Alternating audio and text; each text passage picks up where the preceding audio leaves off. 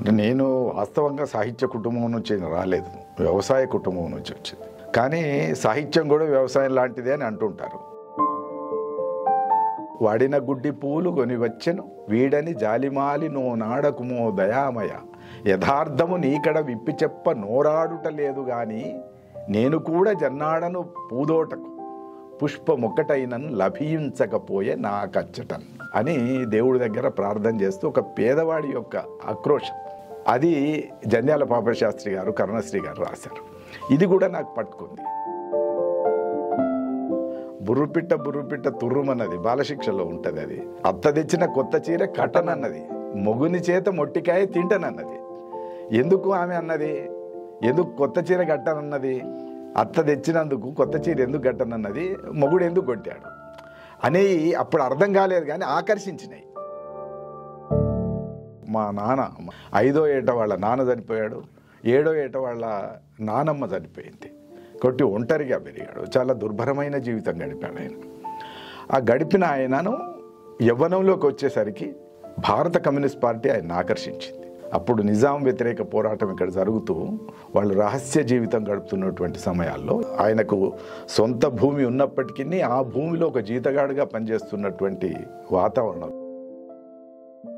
ఒకటి ఒక రేడియో సిద్దిపేట నుంచి కొనుక్కొని వచ్చిన తర్వాత మా వాడకు మొదటి రేడియో అది. అందరూ వచ్చి కూర్చున్నారు. ఈ రేడియో అట ఇట్లా పలుకుతుందంట, ఇట్లా మనుషులు ఉంటారా ఏంటిదని ఆశ్చర్యంతో చూసే ఆ దశలో 2వ రోజునే మగ్దుమ్ మొయ్యుద్దీన్ చనిపోయినాడు, ఆయన శ్రద్ధాంజలి కార్యక్రమం వచ్చింది.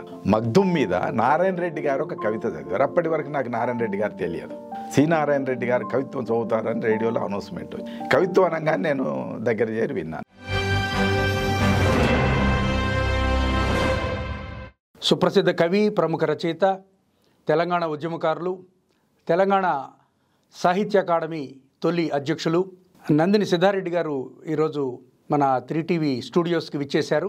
వారిని అడిగి వారి జీవిత సాహిత్యాల గురించి కొన్ని విశేషాలు మనం ఈరోజు తెలుసుకుందాం.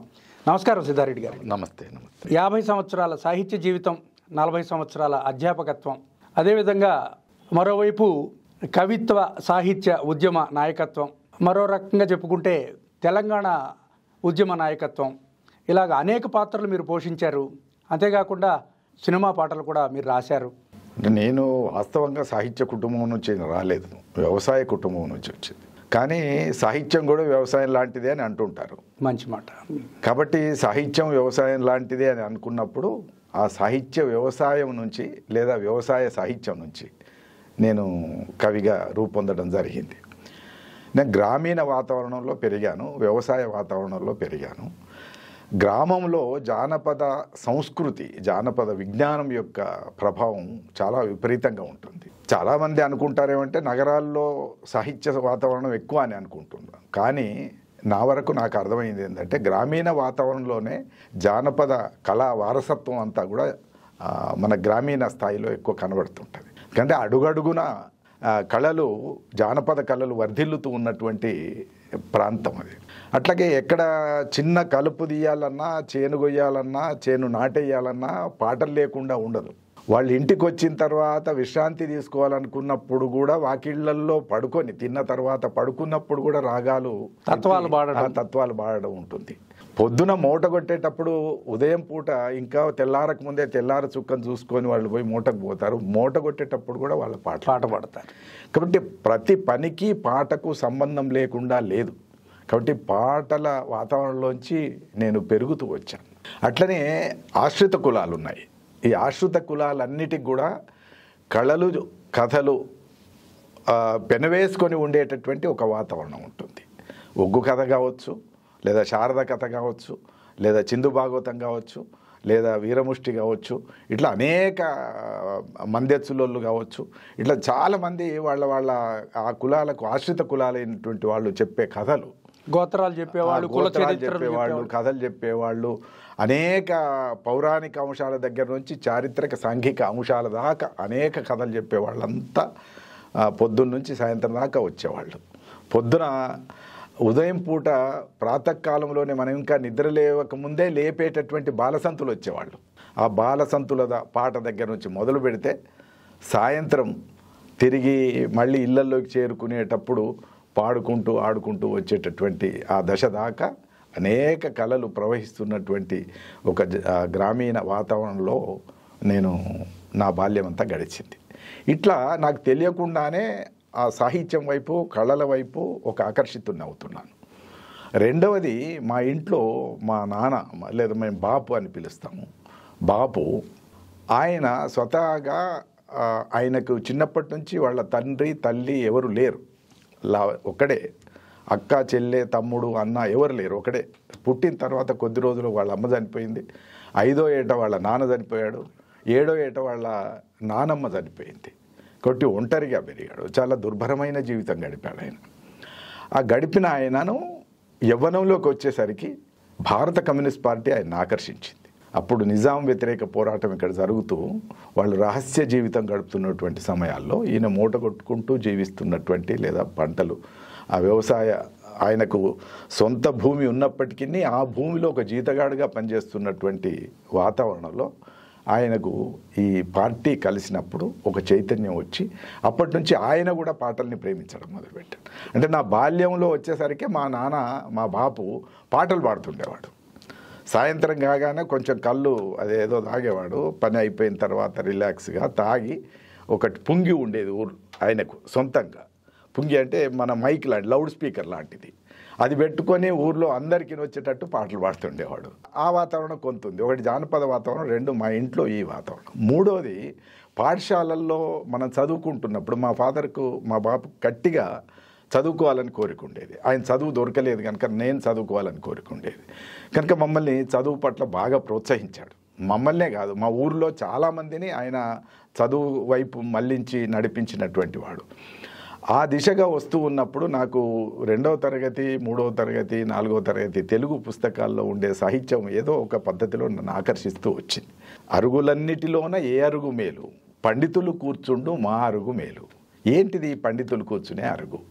అట్లా పండితులు కూర్చునే అరుగేంటిది? మా ఊర్లో పండితులు లేరు కదా, మా ఊర్లో అంతా జానపదులు ఉన్నారు, వృద్ధులు కూర్చుంటారు, అనేక కథలు చెప్తుంటారు, సామెతలు చెప్తుంటారు, అనుభవాలు చెప్తుంటారు. కానీ పండితులు ఏంటిది? ఈ పండితుల సంగతి ఏందో తెలుసుకోవాలనేది చిన్నప్పటి నుంచి పడ్డది. అట్లా ఒక వాతావరణం. బుర్రుపిట్ట తుర్రుమన్నది బాలశిక్షలో ఉంటుంది. అది అత్త తెచ్చిన కొత్త చీర కట్టనన్నది, మొగుని చేత మొట్టికాయ తింటనన్నది. ఎందుకు ఆమె అన్నది?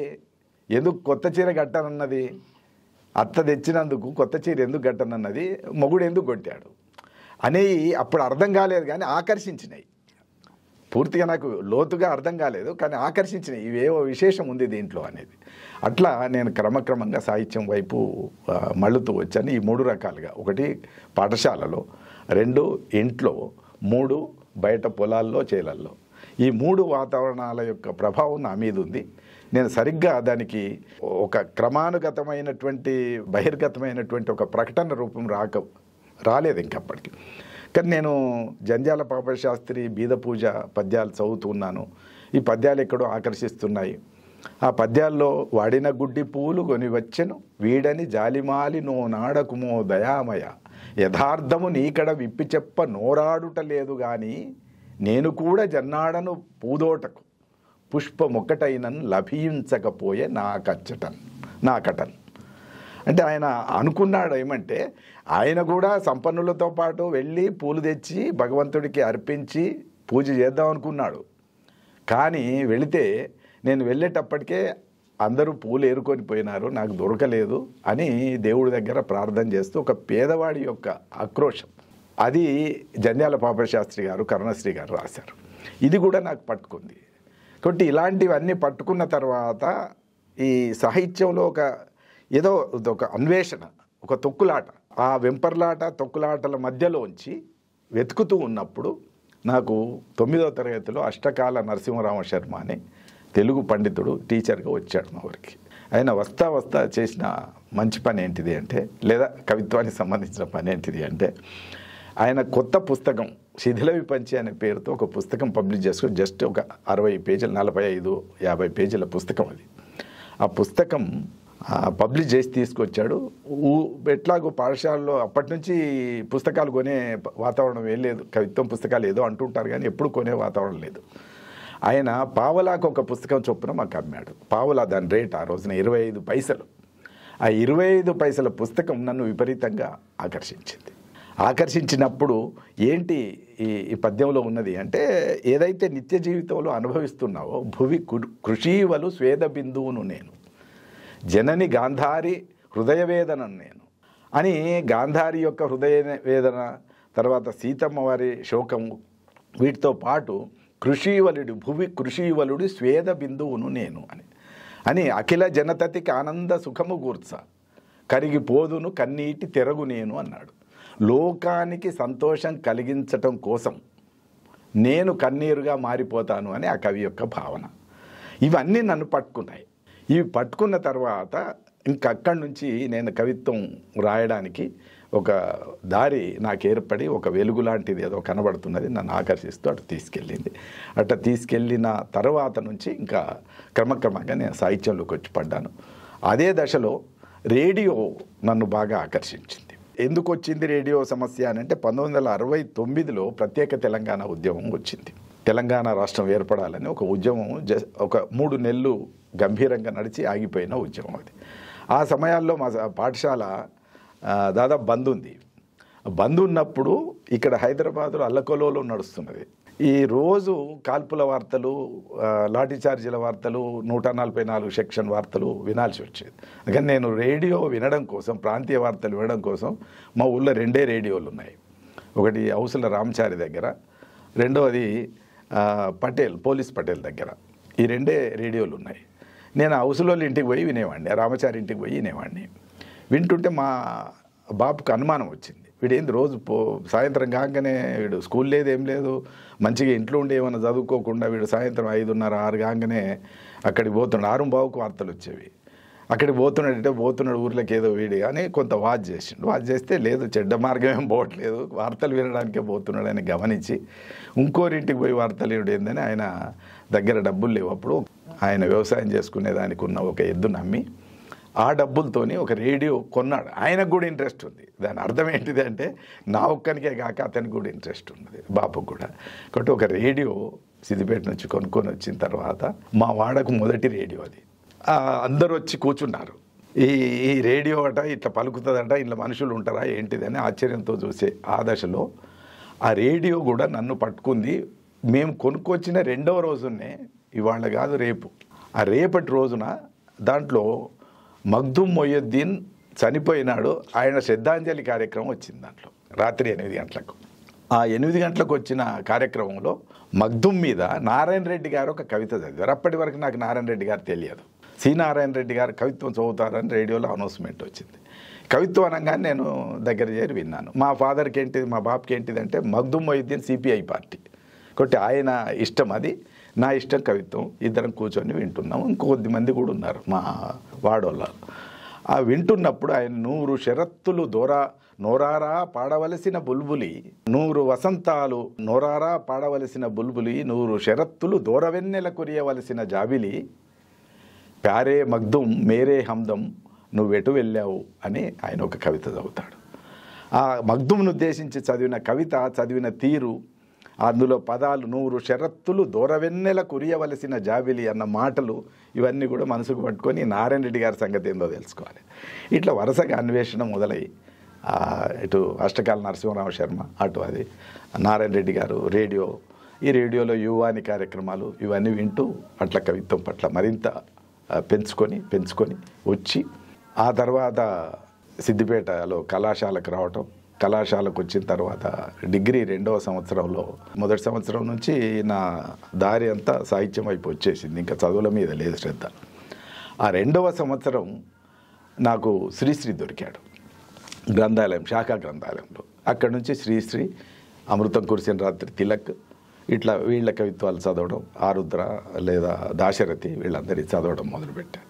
ఈ చదువుతున్న క్రమంలో అదే దశలో యూనివర్సిటీలో జీవనాడి పత్రిక, వరంగల్ నుంచి సృజన పత్రిక, ఇవన్నీ కూడా మాకు భగవంతరెడ్డి అని ఒక అతను ఉండేవాడు, ఆయన వీటిని పరిచయం చేశాడు. అట్లా వచ్చిన చైతన్యంతో మేము దివిటి అనే ఒక పుస్తకం, చిన్న మినీ కవితల రోజులు అవి, ఆ దివిటి అనే పుస్తకం పబ్లిష్ చేసినాం. దివిటి అనే సంకలనం మేము 3 కలిసి వేసినాం. మినీ కవితల సంపుటి, కర్ణాల బాలరాజు, కందుకూరి శ్రీరాములు, నేను ముగ్గురం కలిసి ఆ దివిటి ఆవిష్కరణ కోసం శివారెడ్డి గారి దగ్గరికి వచ్చాం. సో శివారెడ్డి గారిని తీసుకెళ్ళి ఆవిష్కరణ చేశాం.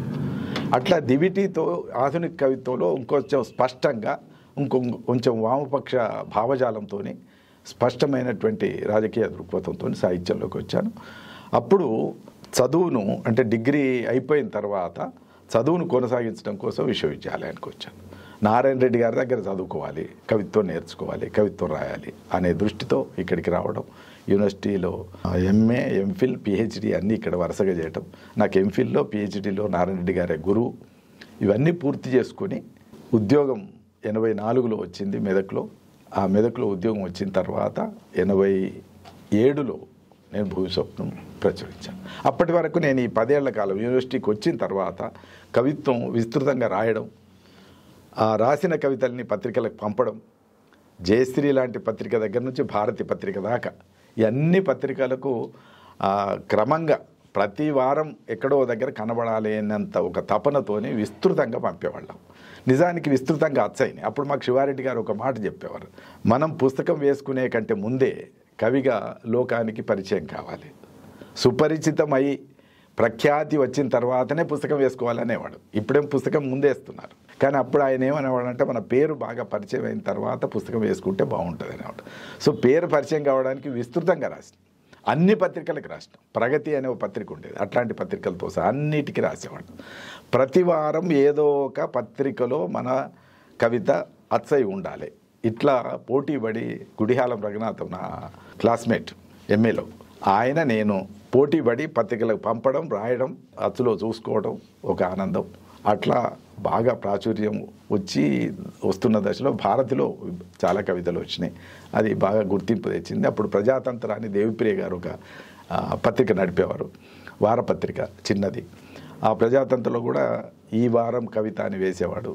అది కూడా చాలా ప్రాచుర్యం ఇచ్చి వేసేవాడు. ఇలా అన్నిటినీ పత్రికల ద్వారా సుపరిచితమైన తర్వాత ఉద్యోగం వచ్చిన తర్వాత వేసిన అచ్చైన కవితల్లోంచి ఎంపిక చేసిన కవితలు భూమి స్వప్నం. అప్పటి వరకు మీరు సుప్రసిద్ధ కవి.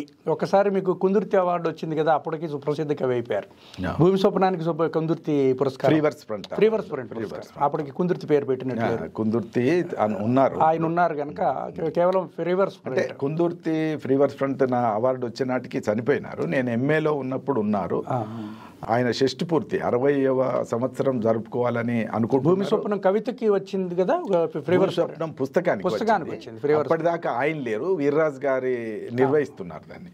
వీర్రాజు గారు నిర్వహించేటప్పుడు 87లో నాకు భూమి స్వప్నానికి ఫ్రీవర్స్ ఫ్రంట్ పురస్కారం లభించడం అంటేనే ఒక మంచి గుర్తింపు. అప్పుడు ఫ్రీవర్స్ ఫ్రంట్ కు మంచి గుర్తింపు ఉండింది, అంటే ప్రామాణికత. అప్పటి వరకు చాలా మంది ప్రముఖులకు వచ్చింది. వరవరాలు లాంటి వాళ్ళు, చెరబండరాజు లాంటి వాళ్ళు, వేగుంట మోహన్ ప్రసాద్ లాంటి వాళ్ళు, ఇస్మాయిల్ లాంటి వాళ్ళు, వీళ్ళందరూ ఒక ప్రముఖులు. తెలుగు సాహిత్యంలో సుప్రసిద్ధులైనటువంటి అనేక మందికి ఫ్రీవర్స్ ఫ్రంట్ అవార్డు వచ్చి ఉండి ఆ అవార్డు యొక్క ప్రాచుర్యం 2 రకాలుగా ప్రత్యేకతలు. ఇప్పుడు ఫ్రీవర్స్ ఫ్రంట్ పురస్కారం అందుకున్న పిన్న వయస్కుడు మీరే అయి ఉంటారు. అప్పటికి మొదటి సంపుటానికే ఫ్రీవర్స్ ఫ్రంట్ పురస్కారం అందుకున్నది కూడా మీరే అయి ఉంటారు. అది మొదటి సంపుటానికని చాలా మందికి మొదటి సంపుటానికే వచ్చింది, నేనే కాదు. ఇప్పుడు శివారెడ్డి గారికి మొదటి సంపుటానికే వచ్చింది, బహుశా వరవరావు గారికి కూడా మొదటి సంపుటానికే వచ్చింది, వేగుంట మోహన ప్రసాద్కి కూడా మొదటి సంపుటానికే వచ్చింది. మొదటి సంపుటానికి చాలా మందికి వచ్చింది. దాదాపుగా వాళ్ళు యువకవుల్ని కుందుర్తించాలనే ఉద్దేశమే అది. యువకవుల్ని వాళ్ళ ప్రతిభను గుర్తించి వాళ్ళని ప్రోత్సహించే దిశగానే ఫ్రీవర్స్ ఫ్రంట్ ఏర్పాటు చేయడం జరిగింది. మీకు మొదట్లో గేయ కవిత్వం, ఇప్పుడు మనకి పిల్లల పాటలు లాంటి వాటితో మాత్రా ఛందస్సుతో కూడుకున్నవి, తర్వాత మీరు చెప్పిన అష్టకాల నరసింహరావు శర్మ గారు 6 పద్య కవిత్వం, అదేవిధంగా జంధ్యాల పాపశాస్త్రి గారి పద్య. ఈ పద్య కవిత్వము గేయ కవిత్వాన్ని త్యజించి మీరు వచన కవిత్వంలోకి ఎప్పుడు షిఫ్ట్ అయ్యారు? అంటే మొత్తం తెలుగు పట్ల ఆసక్తి ఉన్నవాళ్ళు ఎంతో కొంత కనీసం ఆట వెలదులో తేటగీతులో రాసే ప్రయత్నం అయితే చేస్తారు కదా, మీరు కూడా చేసి ఉంటారని అనుకోవచ్చా? నేను పద్యాలు రాశాను. అష్టకాల నరసింహరావు శర్మ ప్రభావంతో చెప్పాను కదా, శిథిల విపంచితో స్పష్టంగా నా మార్గం కవిత్వ మార్గం అని నిర్ణయించుకుంది అప్పుడు. కాబట్టి కవిత్వ మార్గంలో ఆనాటికి ఆయన ప్రభావంతో పద్యాలే రాశాను. చాలామందికి ఆశ్చర్యంగా ఉంటుంది, నేను ఒక శతకం రాశాను, అద్భుతం. కొమురవెల్లి మల్లికార్జున స్వామి శతకం. అప్పటి వరకు శతకాలు రాయబడని దేవుడు ఎవరు ఉన్నారని చూశాను. శతకాలు రాయబడని దేవుడు అంటే మల్లికార్జున, కొమురవెల్లి మా ఊరి పక్కనే ఉంటుంది, దగ్గరలో ఉంటుంది. చాలా కొమురవెల్లి మల్లన్న చాలా పాపులర్. ఇప్పుడు సంక్రాంతి, రేపు సంక్రాంతి నుంచి ఉగాది వరకు ఒక 3-4 నెలల కాలం జాతరలు వెళ్తారు. కొమరవెల్లి జాతర మేము ప్రతి సంవత్సరం వెళ్లేవాళ్ళం. వ్యవసాయదారులకు ఆయన ఆరాధ్య దైవం, పెద్ద జాతర, అట్లా వ్యవసాయదారులకు ఆరాధ్య దైవం. రెండవది ఈ కాపులకి, రెడ్లకి, వీళ్ళకి ఆయన కులదైవం లాంటి వాడు. కాబట్టి ప్రతి సంవత్సరం పంటలు ఇంటికి వచ్చిన తర్వాత ఆయనకు పోయి బోనం చేసి మొక్కుకొని బండ్లు తిప్పుకొని ఇంటికి రావడం అనేది ప్రతి సంవత్సరం ప్రతి కుటుంబం చేసే పని. మీ శతకం అచ్చు వేశారు, అందుకని శతకం అచ్చు వేయలే, అదే విషాదం. ఆ శతకం అచ్చు వేయలే, ఇవాళ అందుబాటులో లేదు. అది నాకప్పటికి నేను ఇది రాసింది ఎంత 10వ తరగతిలో, 9వ తరగతిలో ఆయన ప్రభావం ఉంది. ఆ తర్వాత ఏదో కొన్ని పద్యాలు రాయాలని కొన్ని రాశాను. కర్షకుడి మీద, ఆయన తల్లి చనిపోతే ఒక పద్యం రాస్తాడు శిథిల విపంచిలో, చాలా దుఃఖకరంగా ఉంటుంది. గుండెలు రీలిపోవ కొడుకున్నను మండుటెడారిలోన కూర్చుండగజేచి వేగనెవరో పిలిపించిన అట్లు పోయితే అండ తొలంగి బేలనై అట్టిటు నీ పద పద్మచిహ్నములు రెండైనన్ లభించునంచు ప్రేరణ చే జగమెల్ల జుట్టి తిన్. ఒక దగ్గర కూర్చుండబెట్టి ఇప్పుడే వస్తాని పోయినట్టు పోయింది ఆవిడ అని రాశాడు. ఎంత చక్కటి భావన. ఇప్పుడే పోయినట్టు పోయింది, ఆమెను దృష్టిలో పెట్టుకొని ఇంకా రాకపోయేటిదని నేను జగమంత దుట్టినా నాకు ఇప్పటి వరకు కనబడలేదు. 2 పాదపద్మాల యొక్క ముద్రలు దొరుకుతాయని చూస్తే కూడా నాకు పాదముద్రలు కూడా దొరకలేదు అని రాస్తాడు. చాలా బాధ కలిగించిన పద్యం.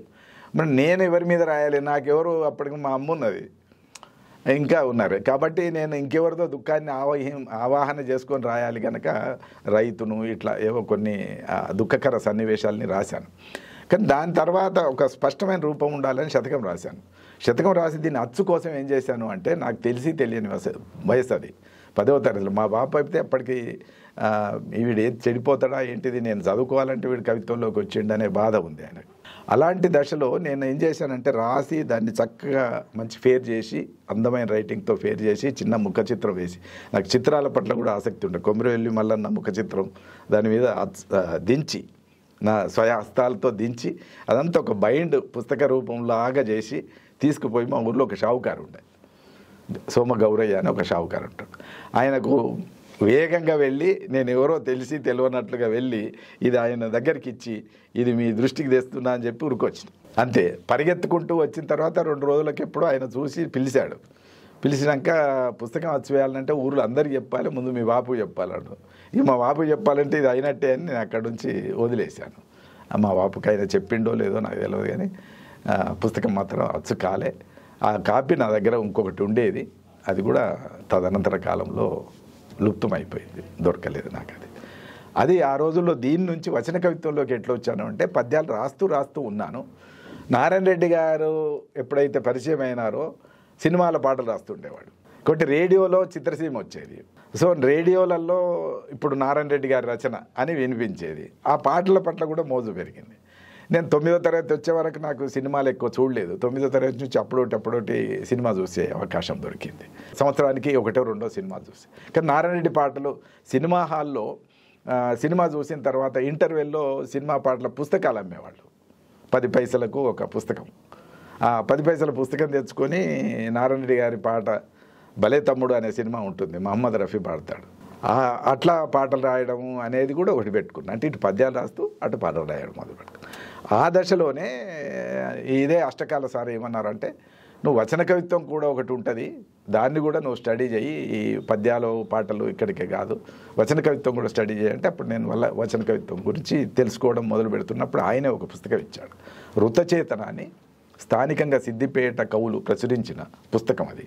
4 సిద్దిపేట కవులు, ఉమాపతి పద్మనాభ శర్మ, జాలపల్లి చంద్రారెడ్డి, రుక్మాభట్ల కృష్ణమూర్తి, విఠాల శ్రీకాంత్ శర్మ, ఈ 4 కలిపి ఋతచేతన అనే పేరుతో ఒక వచన కవిత్వం పుస్తకం వేశారు. అది కూడా పాపం ఆయన వాళ్ళు ఇచ్చినట్టున్నారు, ఆయన నాకు ఇచ్చాడు. ఇది చదివాను. ఇట్లా కొంత వచన కవిత్వంతో చిన్న పరిచయం ఉంది. కానీ నాకు శ్రీశ్రీ వాళ్ళంతా తెలియరు. నేను డిగ్రీ 2వ సంవత్సరంకి వచ్చేదాకా తెలియదు. వాళ్ళని చదివినాక స్పష్టత వచ్చింది. అప్పటి నుంచి నేను వచన కవిత్వంలో ఉండడానికి ప్రయత్నం చేసిన. అంటే పాటలు ఇష్టం బాగా రాయడం, ఇప్పటి వరకు కూడా నాకు పాటలు ఇష్టం. కానీ పాటలకు ఉన్న సమస్య ఏంటంటే ఒక గాయకుడు కావాలి, నేను గాయకుడిని కాదు. కనుక వచన కవిత్వం రాస్తే నాకు కరెక్ట్గా ఉంటుందని వచన కవిత్వాన్ని ఎంచుకున్నాను. ఇంకా నా చుట్టూ వీళ్ళు శివారెడ్డి వీళ్ళందరి యొక్క ప్రభావం కూడా ఉండేది. నారాయణ రెడ్డి గారు కూడా వచన కవిత్వం రాస్తున్నారు, శివారెడ్డి గారు రాస్తున్నారు. ఇంకా నేను క్యాంపస్కి వచ్చి ఇవన్నీ చూస్తున్నటువంటి క్రమంలో వరవరరావు కావచ్చు, ఇంకా ఇతరులు కావచ్చు, చాలామంది బైరాగిలు కావచ్చు, తిలక్ కావచ్చు, వీళ్ళందరూ వచన కవిత్వంలో దిట్టలు. కాబట్టి వాళ్ళందరి ప్రభావంతోనే వచన కవిత్వం. అప్పటి యుగధర్మం ఈ ప్రక్రియ, అప్పటి యుగధర్మం ఈ ప్రక్రియ. కుంతుర్తి వారు అయితే వచన ప్రభావం ఉంది, ప్రత్యేకించి ప్రోత్సహించేవారు. వచన కవిత్వమే రాయండి అని ఆయన పద్యాలకు మించి కుందుర్తి గారిని వచన కవిత పితామహుడు అని కూడా బిరుదు కూడా పేరు కూడా పెట్టారు. కాబట్టి వచన కవిత్వం రాయడంలో స్థిరపడ్డా. అచ్చులో అవే ఎక్కువ వేసేవాడు, పద్యాల కంటే పాటల కంటే వచన కవిత్వం ఎక్కువ వేసేవాడు. మీరు హైదరాబాద్లో చదువుకుంటున్న కాలంలోనే మంజీరా రచయితల సంఘం స్థాపించిన? కాదు, నేను తిరిగి మెదక్ అధ్యాపకత్వం నాకు 84 ఫిబ్రవరిలో ఉద్యోగంలో చేరాను. నేను 1984 ఫిబ్రవరిలో మెదక్లో వచ్చింది నాకు పోస్టు. మెదక్లో వచ్చినప్పుడు నేను ఈ వార్త చెప్పదామని గురువు గారు నారాయణ రెడ్డి గారి దగ్గరికి వెళ్ళాను. సార్కు కలిసి, సార్ నాకు ఉద్యోగం వచ్చింది, నేను పోతున్నా అని చెప్తే, ఎక్కడ వచ్చింది అన్నాడు. మెదక్లో అన్నాను. ఎట్లా బతుకుతావయ్యా అన్నాడు. అదేంటి సార్ మెదక్లో మనుషులు, మా ఊరే కాక మా ఊరు సిద్దిపేట దగ్గర, మెదక్లో మనుషులు ఉండరా అన్నాను నేను. ఎట్లా బతుకుతావు అంటే మనుషులు ఉండరా ఉంటారు. మనుషులు ఉంటారా, సాహిత్య వాతావరణం ఉండదు కదా అన్నాడు. సాహిత్య వాతావరణం తయారు చేసుకుంటా సార్. నేను చాలా సంతోషం, చక్కగా చెప్పారు, బాగుంది. నేను సాహిత్య వాతావరణం తయారు చేసుకుంటా, కవుల్ని తయారు చేసుకుంటా, కవులతో కలుస్తాను, తిరుగుతాను, నాకు అనుకూలమైనటువంటి వాతావరణం తయారు చేసుకుంటా అని చెప్పాను సార్కు. పోయిన సంవత్సరమే 84లోనే మార్చిలో మెదక్ స్టడీ సర్కిల్ అని ఒక సంస్థ పెట్టాం. మాకు ఇప్పుడు ఎన్జిఓ నాయకుడుగా ఉన్న దేవి ప్రసాద్, వీళ్ళంతా మెదక్లో ఉద్యోగులు. శేషగిరి అని ఓపీడీఆర్లో పనిచేసేవాడు ఆయన, శేషగిరిరావు ఆయన, లియాఖత్ అలీ ఖాన్ అని ఒక ఆయన పోస్ట్ ఆఫీస్లో పనిచేసేవాడు, పోస్టల్ సంఘం. వీళ్ళందరూ నేను పోగానే నాకు కలిశారు. స్థానికంగా ఏలేశ్వర నాగభూషణాచార్య అని ఒక కవి ఉండేవాడు, వీళ్ళందరూ ఉండేవాళ్ళు. ఒక వాతావరణం తయారు చేసుకొని మెదక్ స్టడీ సర్కిల్ తరఫు నుంచి ఫస్ట్ దాని ప్రారంభానికి శివారెడ్డి గారిని తీసుకెళ్ళారు, దేవిప్రియ గారిని, శివారెడ్డి గారిని. ఇంకా అక్కడి నుంచి సంస్థలు నడపడం. ఈ సంస్థ ఏమైంది, పట్టణానికే పరిమితమైంది. ఇది రచయితలు కాకుండా వేరే వాళ్ళు కూడా ఉన్నారు కనుక దాన్ని విస్తృతపరచాలి, అది మెదక్ జిల్లాకు వ్యాపింపజేయాలి అని అనుకున్నప్పుడు మంజీరా రచయిత సంఘం పెట్టాము రచయితలకు సంబంధించి. ఆ రోజులో ఇంకొక విషయం ఇక్కడే సందర్భం వచ్చింది కనుక చెప్పాలి ఏమనంటే, నాకు అజ్ఞాత ఉద్యమకారులతో చిరు పరిచయాలు ఉన్నాయి. తెలుస్తుంది. ఇప్పుడు మీరు పేర్కొన్న వ్యక్తులంతా కూడా వామపక్ష, విప్లవ, ప్రజా ఉద్యమాలతో సంబంధం ఉన్న వ్యక్తులే కదా. కనుక అప్పుడే కొత్తగా పీపుల్స్ వార్ అనుబంధ ఉండే వాతావరణం పెరుగుతున్నది చిన్నగా. శాఖమూరి అప్పారావు అని ఆయన వరంగల్ నుంచి వచ్చి సిద్దిపేటలో పెద్ద నాయకుడు ఆయన, వాళ్ళ పార్టీ. అప్పుడు సిద్దిపేట మెదక్ చూస్తూ ఆయన ఉండేవాడు. మెదక్ జిల్లాకు అంకం బాబురావు అని గాంధీ మెడికల్ కాలేజ్ నుంచి మధ్యలో మెడిసిన్ వదిలిపెట్టిపోయిన ఆయన, వీళ్ళు మెదక్ జిల్లా పర్యవేక్షకులుగా ఉన్నారు, మెదక్ జిల్లా ఉద్యమ నిర్మాతలుగా ఉన్నారు. ఆ దశలో వీళ్ళు అన్నారు, సరే అప్పటికి నాకు విరసం నుంచి కొంచెం ఒత్తిళ్ళు ఉన్నాయి. కేవీఆర్ ఉత్తరం రాశారు, ఎందుకు చేరకూడదు అని. ఎందుకు చేరకూడదు, చేరండి మీరు ఇవి రాస్తున్నప్పుడు చేరండి అని నాకు కేవీఆర్ అనుబంధం ఎప్పటి నుంచో ఉంది. అంతే, నేను సభలకు వెళ్ళేవాడిని, అన్నిటికైనా సభ్యత్వం తీసుకోలే. అప్పటికి ఓ నిర్ణయం కూడా తీసుకున్నాం, ఎందుకంటే అందులో 2-3 గ్రూపులు ఉంటాయి. ఆ గ్రూపుల మధ్యన మనం వెంటనే తేల్చుకోవాలంటే గ్రూపులుగా అప్పటికే అంత రాజకీయ నైతికత లేదు, అంత అవసరం లేదు అనే ఫీలింగ్ కూడా ఉండే. సాహిత్యానికి ఎక్కడో ఈ రాజకీయ ఇది అడ్డం వస్తుంది అన్నట్టుగా కూడా కొంచెం అభిప్రాయం ఉండి నేను చేరలేదు. కానీ మెదక్లో మళ్ళీ ఒత్తిడి చేస్తే నేను అన్నాను, నాకు విరసంలో పూర్తి స్థాయి స్వేచ్ఛ ఉండే అవకాశం తక్కువ, నిర్మాణపరమైన బాధ్యతాయుతమైనటువంటి స్థితి ఉంటుంది కనుక నేను అన్ని మోయలేను అంటే, అప్పుడు మరి నువ్వు ఎట్లా చేస్తావు చెప్పు అని అంటే, నేను స్వతంత్రంగా అయితే ఏమైనా చేస్తాను. అప్పుడు మంజీరా రచయిత సంఘం ప్రారంభించాను. నువ్వు ఎట్లన్నా చెయ్యి, నీ ఇష్టం అని అన్నారు. నేను చేశాను.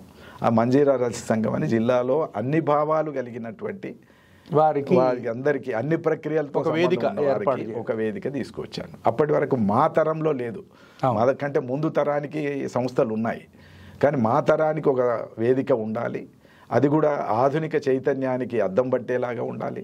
ప్రక్రియ ఏదైనా సరే వర్తమాన సమకాలీన జీవితంతో ముడివడి ఉన్న వస్తువు అయి ఉండాలి అనే దృష్టితో వచ్చి మంజీరా రచిస్తాం. దానికి ఏం పేరు పెడదామన్నప్పుడు స్థానికంగా మంజీరా అన్నది ఒక అస్తిత్వం అది.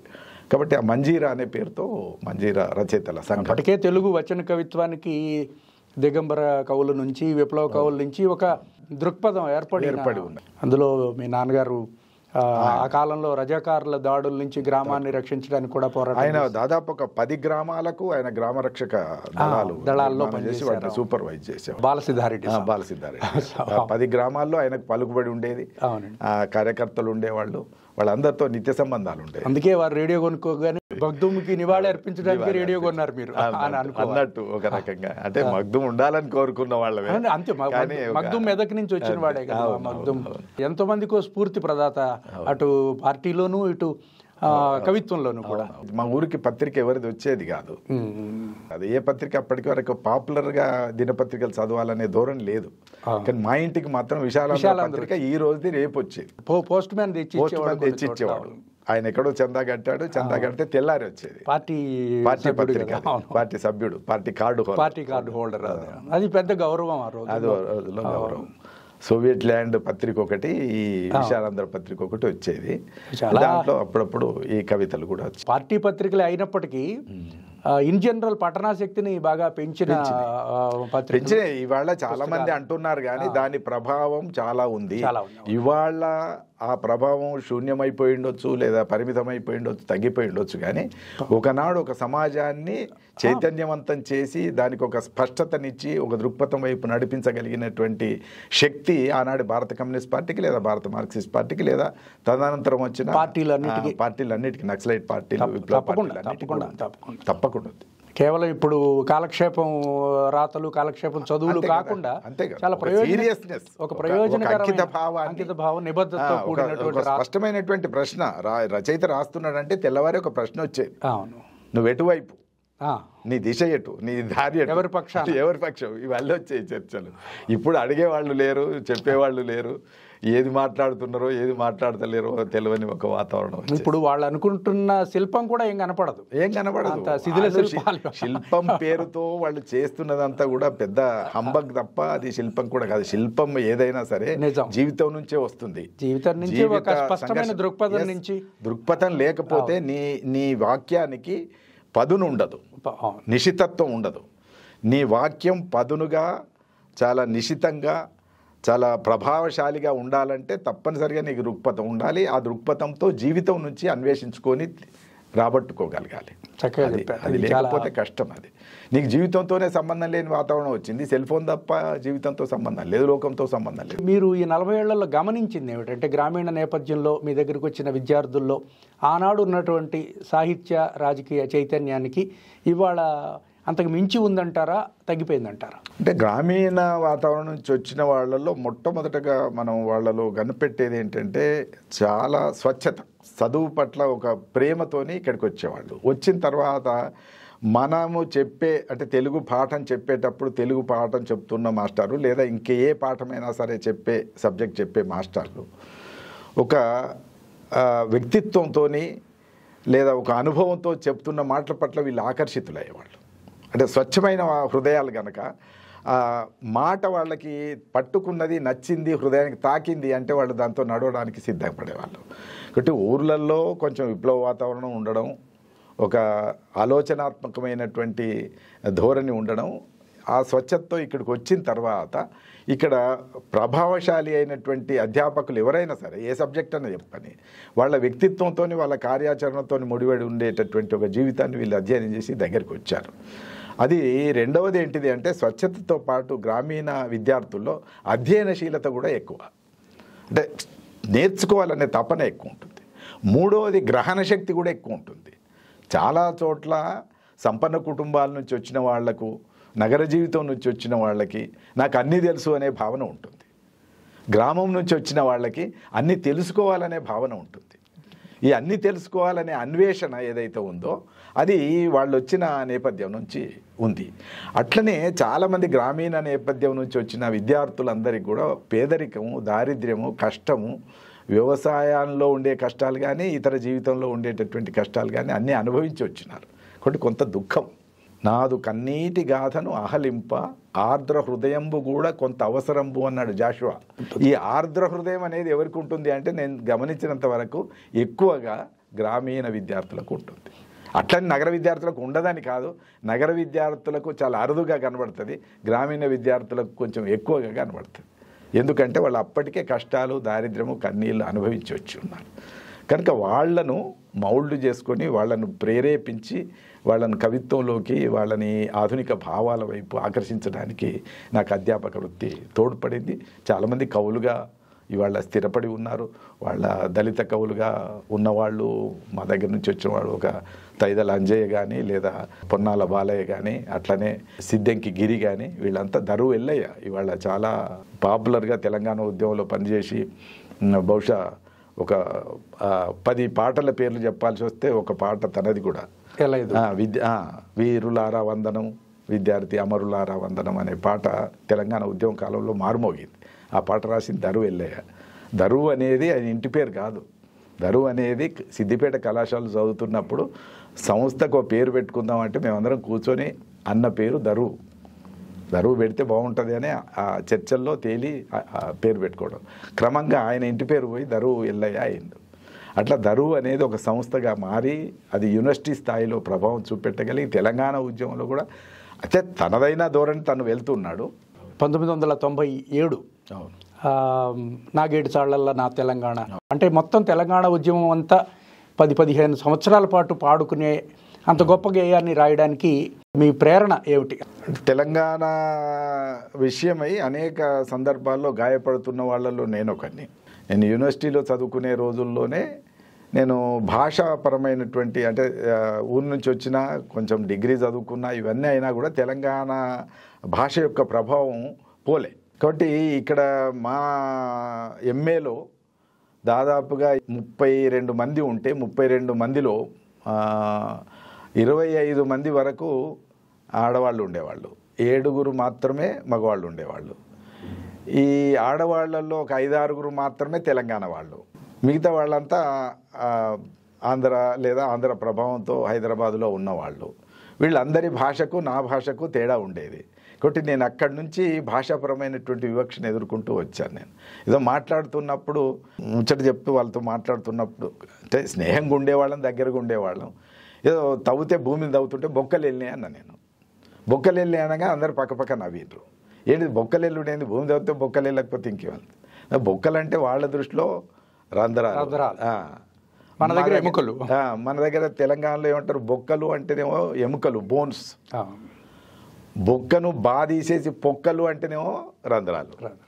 ఆ పాబా సరళాలు వాడడం వెనకాల అంత తేడా ఉంది. కాబట్టి అక్కడి నుంచి మొదలు పెడితే అనేక సందర్భాల్లో ఇట్లా గాయపడుతూ వచ్చి తెలంగాణకు సంబంధించి ఏదో ఒక అన్వేషణ జరుగుతుంది. ఈ జరుగుతూ ఉన్నప్పుడు తెలంగాణ కల్చర్, తెలంగాణ వేడుకలు, పండుగలు, భాష, సంస్కృతి, చరిత్ర ఇవన్నీ కూడా ఇబ్బంది పడుతున్నాయని. అట్లనే మన వామపక్ష భావజాలంలో లేదా రంగంలో కూడా తెలంగాణ భాషలో ఒక పాత్ర, తెలంగాణ ఇది ఉదాహరణకు మా ఊరి పాత్ర మాట్లాడుతుంది. అది తెలంగాణ భాష మాట్లాడాలన్నా, ఆంధ్ర భాష మాట్లాడాలన్నా, ప్రామాణిక భాష మాట్లాడాలన్నా, ఏ భాష మాట్లాడాలన్నప్పుడు స్థానిక వ్యవహార భాష ఆ పాత్ర మాట్లాడితే మేము అదే రాసేవాళ్ళం. అదే రాసి కథ అట్లా ఉంటే వీళ్ళు ఇక్కడ చర్చ చేసేవాళ్ళు. కథల్లో ఈ భాష ఎందుకు, మేమందరం చదవకూడదా అన్నట్టుగా మాట్లాడి ఆ భాషను మాత్రం తప్పుగా చూపెట్టే ఒక ప్రయత్నం విప్లవ శ్రేణుల్లో కూడా జరిగింది. ఆ శ్రేణుల్లో జరిగినప్పుడు కూడా బాధ అయ్యేది. మరి ఆ పాత్ర అసహజంగా మాట్లాడితే ఎట్లుంటుంది? ఏ పాత్ర అయినా సరే తన భాష మాట్లాడితే అది జీవద్వంతంగా ఉంటుంది. తన భాష కాకుండా నేర్చుకున్న భాష మాట్లాడితే, లేదా తెచ్చుపెట్టుకున్న అరువు తెచ్చుకున్న భాష మాట్లాడితే అది జీవం కోల్పోయినట్లుగా ఉంటుంది. పాత్రోచిత భాష అనేది సంస్కృత నాటకాల కాలం నుంచి ఉంది. అది తెలుగునన్నారు ఒకప్పుడు, మొత్తం తెలుగు భాషనే అవసరం లేదన్నారు. తెలుగు భాషనే అది నీచ పాత్రలకు పెట్టమన్నారు. సంస్కృత నాటకాల్లో లేదా సంస్కృత ప్రభావంతో వచ్చిన తెలుగు నాటకాల్లో కూడా ఏమన్నారు, రాజులకు, రాణులకు, ముఖ్య పాత్రలకు సంస్కృత ప్రభావంతో ఉన్న భాష పెట్టమన్నారు. కానీ మిగతా వాటికి, హాస్య పాత్రలకు, మిగతా వాటికి విదూషక పాత్రలకు, వీటన్నిటికి కూడా తెలుగు భాష పెట్టమన్నారు. అంటే స్థానిక భాష, పాత్రోచితమైన భాష. ఈ సమస్య వేల సంవత్సరాల సమస్య వేల సంవత్సరాల నుంచి ఉన్నది. అంటే తెలుగును ఒక దశలో తెలుగునే నీచ భాష కింద లేదా తక్కువ స్థాయి హీన భాష కింద మార్చి హీన పాత్రలకు పెట్టినటువంటి పరిస్థితి. ఆ దశ నుంచి తిరిగి మళ్ళీ ఇక్కడికి వచ్చేసరికి, ఆధునిక కాలంలో వచ్చేసరికి ఈ ప్రాంత భాష అంతా కూడా హీన స్థాయిలో ఉంటుంది లేదా తక్కువ స్థాయిలో ఉంటుంది అనేటువంటి మాట విన్నప్పుడు కొంచెం బాధ కలిగేది. ఇలాంటి ఒక నేపథ్యంలో తెలంగాణ ఉద్యమం చర్చకు వస్తుంది.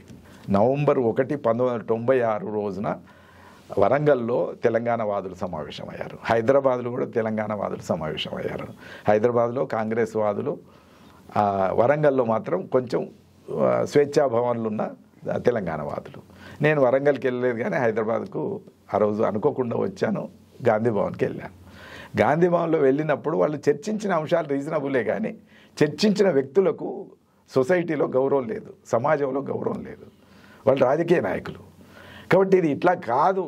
వాళ్ళు ఎజెండాకి తెస్తున్న అంశం సరైందే కానీ ఎజెండాకి తెస్తున్న వ్యక్తులు సరైన వాళ్ళు కాదు అనే భావన ఏర్పడి వెంటనే ఊర్లోకి వెళ్ళిన తర్వాత మేము మంజర సంఘం ఒక మీటింగ్ పెట్టుకొని మొదటి తీర్మానం చేశాం. బహుశా నాకు తెలిసినంత వరకు తెలంగాణ ఉద్యమంలో తెలంగాణ ఏర్పడాలని, రాష్ట్రం ఏర్పడాలని తీర్మానం చేసిన మొదటి సాహిత్య సంస్థ మంజీరా రచన సంఘం. 96 నవంబర్ 24వ తేదీన మేము తీర్మానం చేశాం. తీర్మానం చేసినప్పుడు ఆంధ్రలో ఉండే పేదలకి ఇది వ్యతిరేకం కదా అనే చర్చ కూడా అక్కడ జరిగింది. మనం పేదలంతా ఒకటి అని, కార్మిక వర్గం ఏకం కావాలని కోరుతున్నటువంటి దశలో ఇలాంటిది తెస్తే ఇది చీలిక అవుతుంది అనే చర్చ కూడా జరిగింది. జరిగినప్పుడు ఇది ఆంధ్ర పేదలకు వ్యతిరేకం కాదు అనే క్లారిఫికేషన్ కూడా ఇచ్చినాం.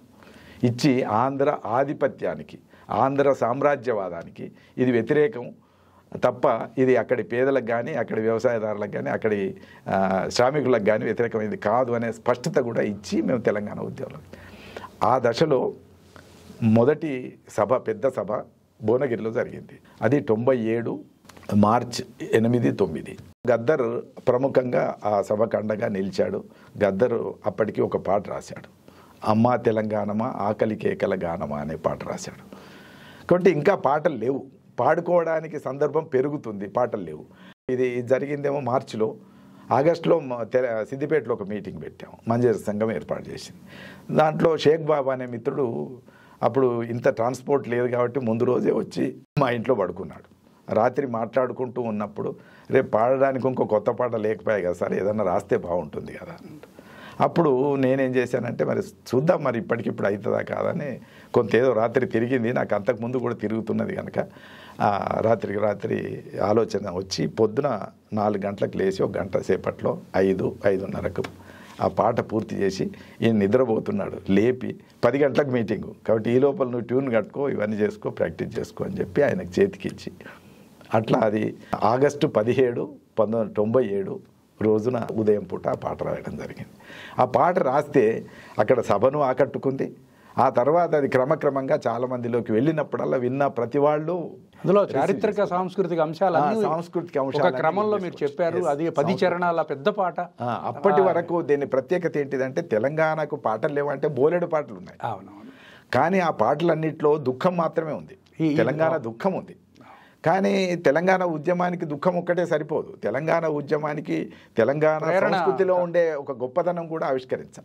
తెలంగాణ ఉత్సవ సంస్కృతి చారిత్రకంగా మనల్ని ప్రేరేపించే అంశాలు మనం ఇంత ప్రత్యేకమైన సంస్కృతి కలిగిన వాళ్ళం అని చెప్పగలగాలని బతుకమ్మను, బోనాల పండుగను, ఇక్కడి కళల్ని, చిందుబాగోతని చేస్తూ పీరీల పండుగ వీటన్నిటి కూడా హైలైట్ చేస్తూ ఆ పాట ఉండేసరికి చాలా మందిని ఆ పాటతో మీరు ఒక టోన్ సెట్ చేశారు సార్ ఎటు పరిస్థితుల్లోనే. ఎందుకంటే తర్వాత ఉద్యమం విజయవంతమైన తర్వాత పండుగలు చేసుకోవడానికి వాటికి కూడా మీ పాటలోనే ప్రాతిపదిక. అందుకే చాలా ఆశ్చర్యంగా తెలంగాణ రాష్ట్రం ఏర్పడిన తర్వాత రాష్ట్ర చిహ్నాలు కావాలంటే పాటలో ఉన్న చిహ్నాలు అన్ని రాష్ట్ర చిహ్నాలు. అవన్నీ చాలా జమ్మి చెట్టు, పాలపిట్ట ఇవన్నీ కూడా పాటలో ఉంటాయి. ఒక ఔత్సాహికుడు పాట రాయడానికి అంతకాలం మీరు అధ్యాపకత్వంలో ఉండి అంతకుముందు ఈ ఉద్యమం విప్లవోద్యమం 1969 ఉద్యమం, ఇటు విప్లవోద్యమం, విద్యార్థి ఉద్యమం, సాహిత్యోద్యమాల్లో అన్నిట్లోనూ యూనివర్సిటీలో ఆరితేరిన తన ఒకటి ఉంటుంది కదా మీకు, అదంతా కూడా పాటల్లో వచ్చింది సార్. అది డెఫినెట్ గా విప్లవోద్యమాలు కనుక లేకపోతే నేను అంత తొందరగా తెలంగాణ నిర్ణయం తీసుకునే సాహసం కూడా లేదు నాకు. నిజం అండి, అది ఒప్పుకోవాలి. వాళ్ళు చాలా మంది ఒప్పుకోవట్లేదు. 2001 నుంచి తెలంగాణ ఉద్యమ చరిత్ర చెప్తున్నారు కానీ అవునవును నిజానికి చెప్పవలసింది ఎప్పటి నుంచి అంటే 1996 నుంచి వీటికి మూలాలు చాలా చోట్ల ఉన్నాయండి అంతకు ముందు తప్పకుండా చెప్పాలి. అది విప్లవ శక్తులు లేకపోతే నిజానికి తెలంగాణ ఉద్యమం ఆ చైతన్యం లేదు. ఇప్పుడు బాధపడటం వేరు, చైతన్యం ప్రదర్శించడం వేరు. పోరాట పటిమ ఇంకా కొంచెం కుమిలిపోవడం ఉంటుంది తప్ప ఈ చైతన్య ఈ పోరాట పటిమ ప్రదర్శించడానికి తప్పకుండా అది విప్లవ శక్తుల నుంచి విప్లవోద్యమాల నుంచి వచ్చిన వాళ్ళు ఒక 5 ఏళ్ళు నడిపించారు. 5 ఏళ్ళు నడిపించారు.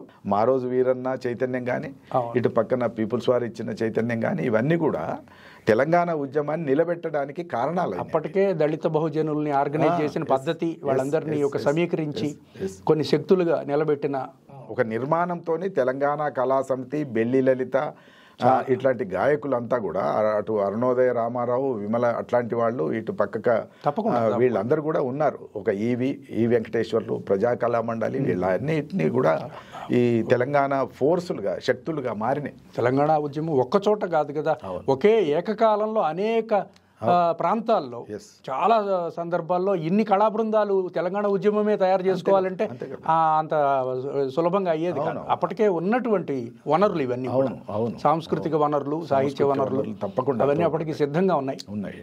అందులో మీ పాట కూడా చాలా ప్రేరణ. వాళ్ళు కూడా పాడారు ఈ పాటను. ఈ పాట తర్వాత అమరులకు జోహార్లనే రెండవ గీతం, అది కూడా తెలంగాణకు సంబంధించింది. అది కూడా మీ పాట సినిమా కూడా తీసుకున్నట్టు.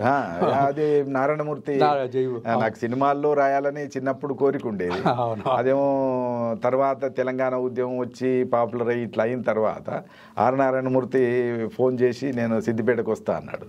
మీరెందుకు సార్, నేనే వస్తా కదా, మీరెందుకు? అప్పుడు సినిమా వాళ్ళు అంటే మనకు నేనే వస్తా అంటే లేదు ఆయన వస్తా అని ఆయన సిద్దిపేట వచ్చాడు.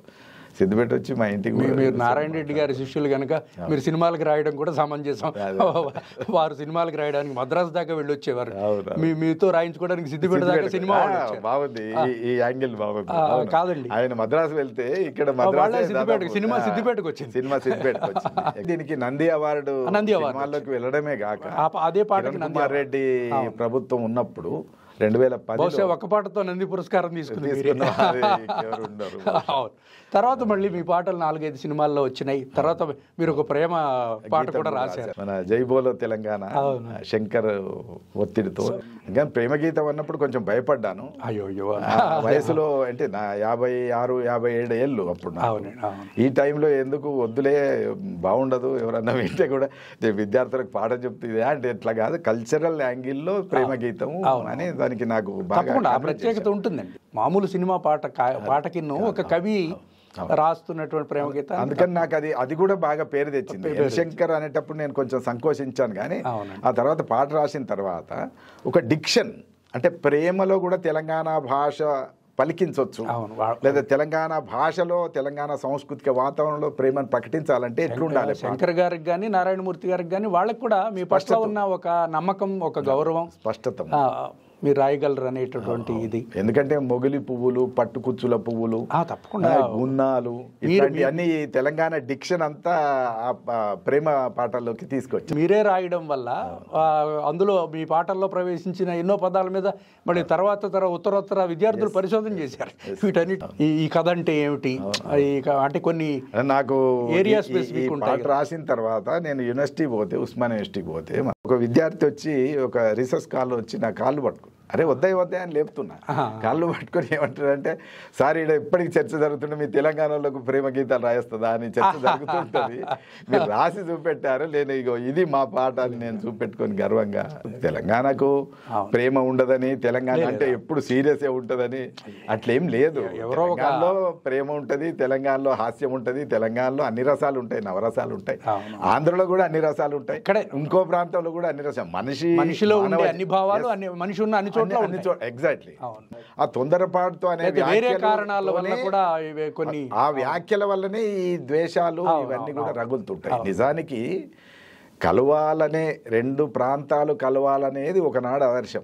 2 సంస్కృతులు కలవాలి, 2 ప్రాంతాలు కలవాలి, 2 ప్రాంతాల భాష ఒకటి అనేది ఒకనాడు ఆదర్శం. నారాయణ రెడ్డి గారు దానికి నారాయణ గారు తర్వాత ఒక అద్భుతమైన పాట కూడా రాశారు. దానికంటే ముందు కూడా వేములపల్లి శ్రీకృష్ణ లాంటి వాళ్ళు చేయెత్తి జయకొట్టు తెలగూడ అట్లాంటి పాటలన్నింటినీ కూడా ఇక్కడి ప్రాంతం ఓన్ చేసుకుంది.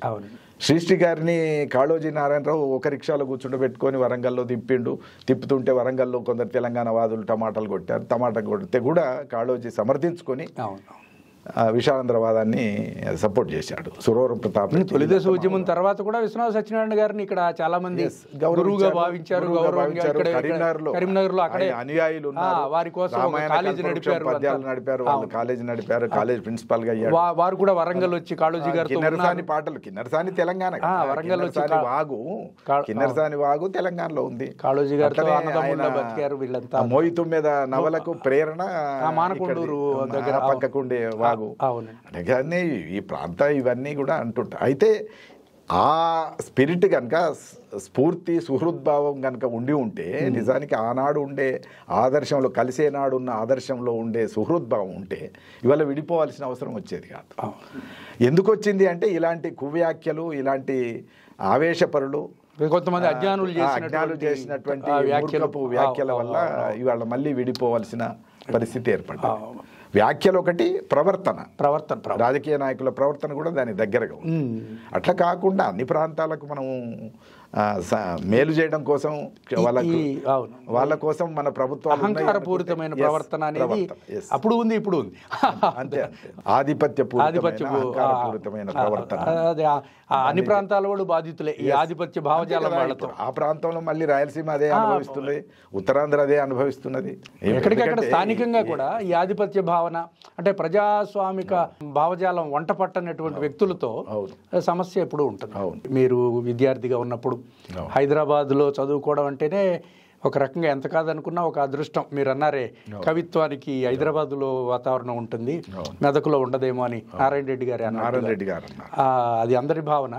తర్వాత విప్లవ రచయితల సంఘం కూడా చాలా బలంగా ఇక్కడ పనిచేయడం, దిగంబర కవుల్లోంచి కొంతమంది అందులో కూడా కొనసాగడం, ఇంకో రకంగా దానికి విప్లవ రచయితల సంఘానికి సమాంతరంగా కొన్ని జన సాహితీ కానివ్వండి, ప్రజా రచయితల సంఘం కానివ్వండి, ఇట్లాంటివి కూడా అంటే వందలు కాకపోయినా కొన్ని పదుల కొద్ది కవులు రచయితలు చాలా క్రియాశీలంగా పనిచేస్తున్న వాతావరణం.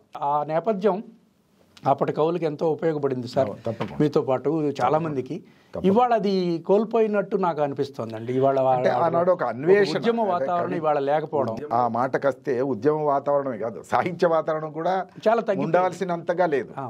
ఇప్పుడు మేము ఇన్ని తెలిసిన, ఇందాక మీరు చెప్పిన విప్లవ రచయితల సంఘం, జన సాహితీ, ప్రజా రచయితల సమాజం, అరుణోదయ, ఇట్లాంటి అన్ని సంస్థలు ఆనాడు పనిచేస్తున్నాయి. కళా బృందాలు, జన్నాట్య మండలి, అరుణోదయ, ఇలాంటి కళా బృందాలు కూడా ప్రజా కళా మండలి, ఇలాంటి కళా బృందాలు పనిచేస్తున్నాయి.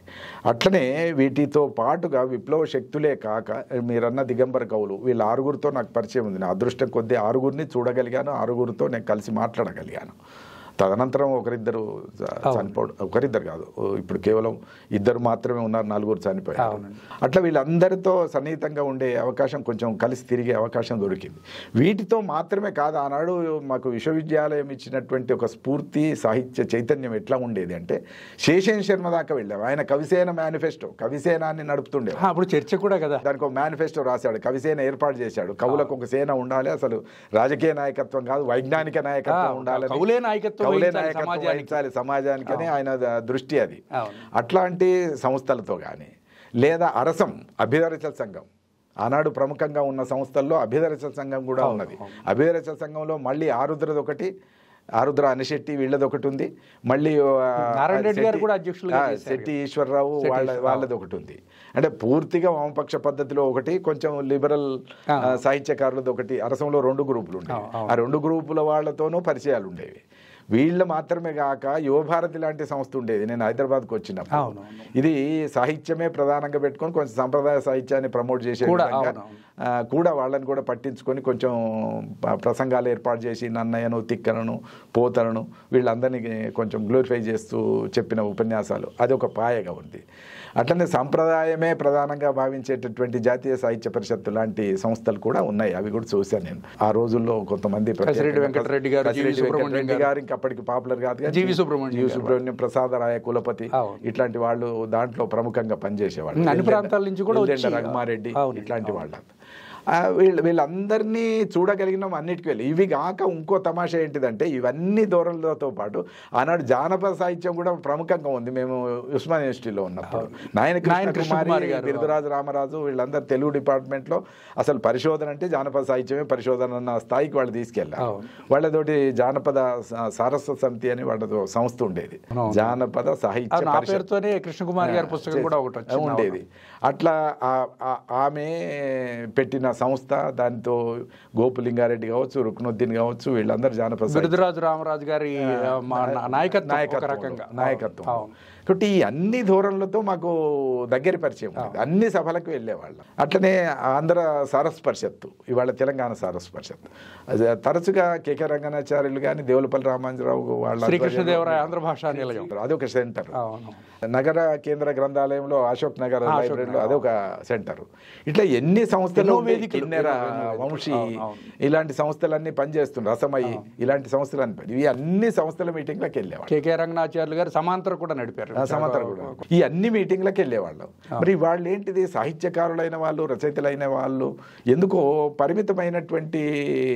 నిన్న ఒక రచయిత్రితో నేను మాట్లాడుతున్నప్పుడు ఆయన సాహిత్యం చాలా రోజుల నుంచి రాస్తున్నాడు, నీకు తెలియదా అంటే ఆమె ఏమన్నదంటే టక్కన ఒక మాట, నేను స్త్రీవాద రచయితలే చదువుతానన్నది.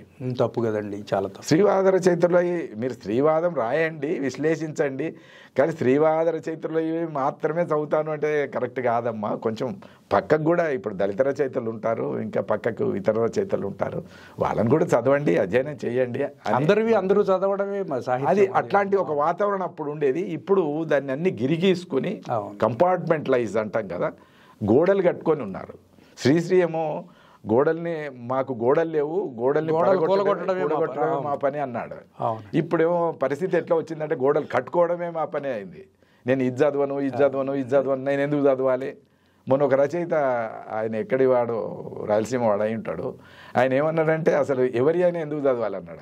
ఆయన కూడా రాస్తున్నాడు ఎందుకు చదవాలి అని. ఆయన ఎట్లా మంచి రచనలు చేస్తాడో నాకు ఇప్పటికీ అర్థం కాదు. ఇప్పుడు ఏ రచయిత నువ్వు చదువు, నీ పూర్వీకులే చదువు, నీకు ఇష్టం ఉన్నా లేకపోయినా చదవాలి. ఎట్లా రాయకూడదో తెలుసుకోవడానికన్నా చదువుమన్నాడు.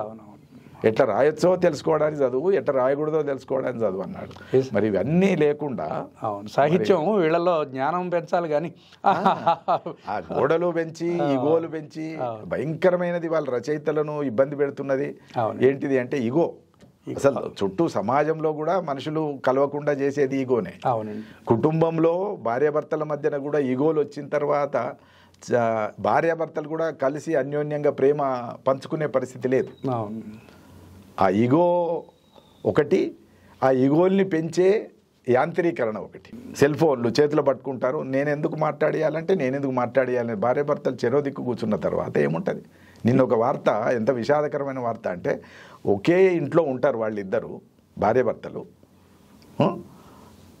చెరొక సెల్ ఫోన్ పట్టుకొని కూర్చుంటారు. భర్త చనిపోయి 6 రోజులు అయిన తర్వాత భార్య చనిపోయిండు అని గుర్తించింది. భర్త చనిపోయి 6 రోజులు అయినాక భార్య భర్త చనిపోయిండని గుర్తించిందని నిన్న వార్త. అంటే ఏంటి, 6 రోజుల దాకా ఆయన తిన్నాడా, తినకపోతే ఎందుకు తినలేదు?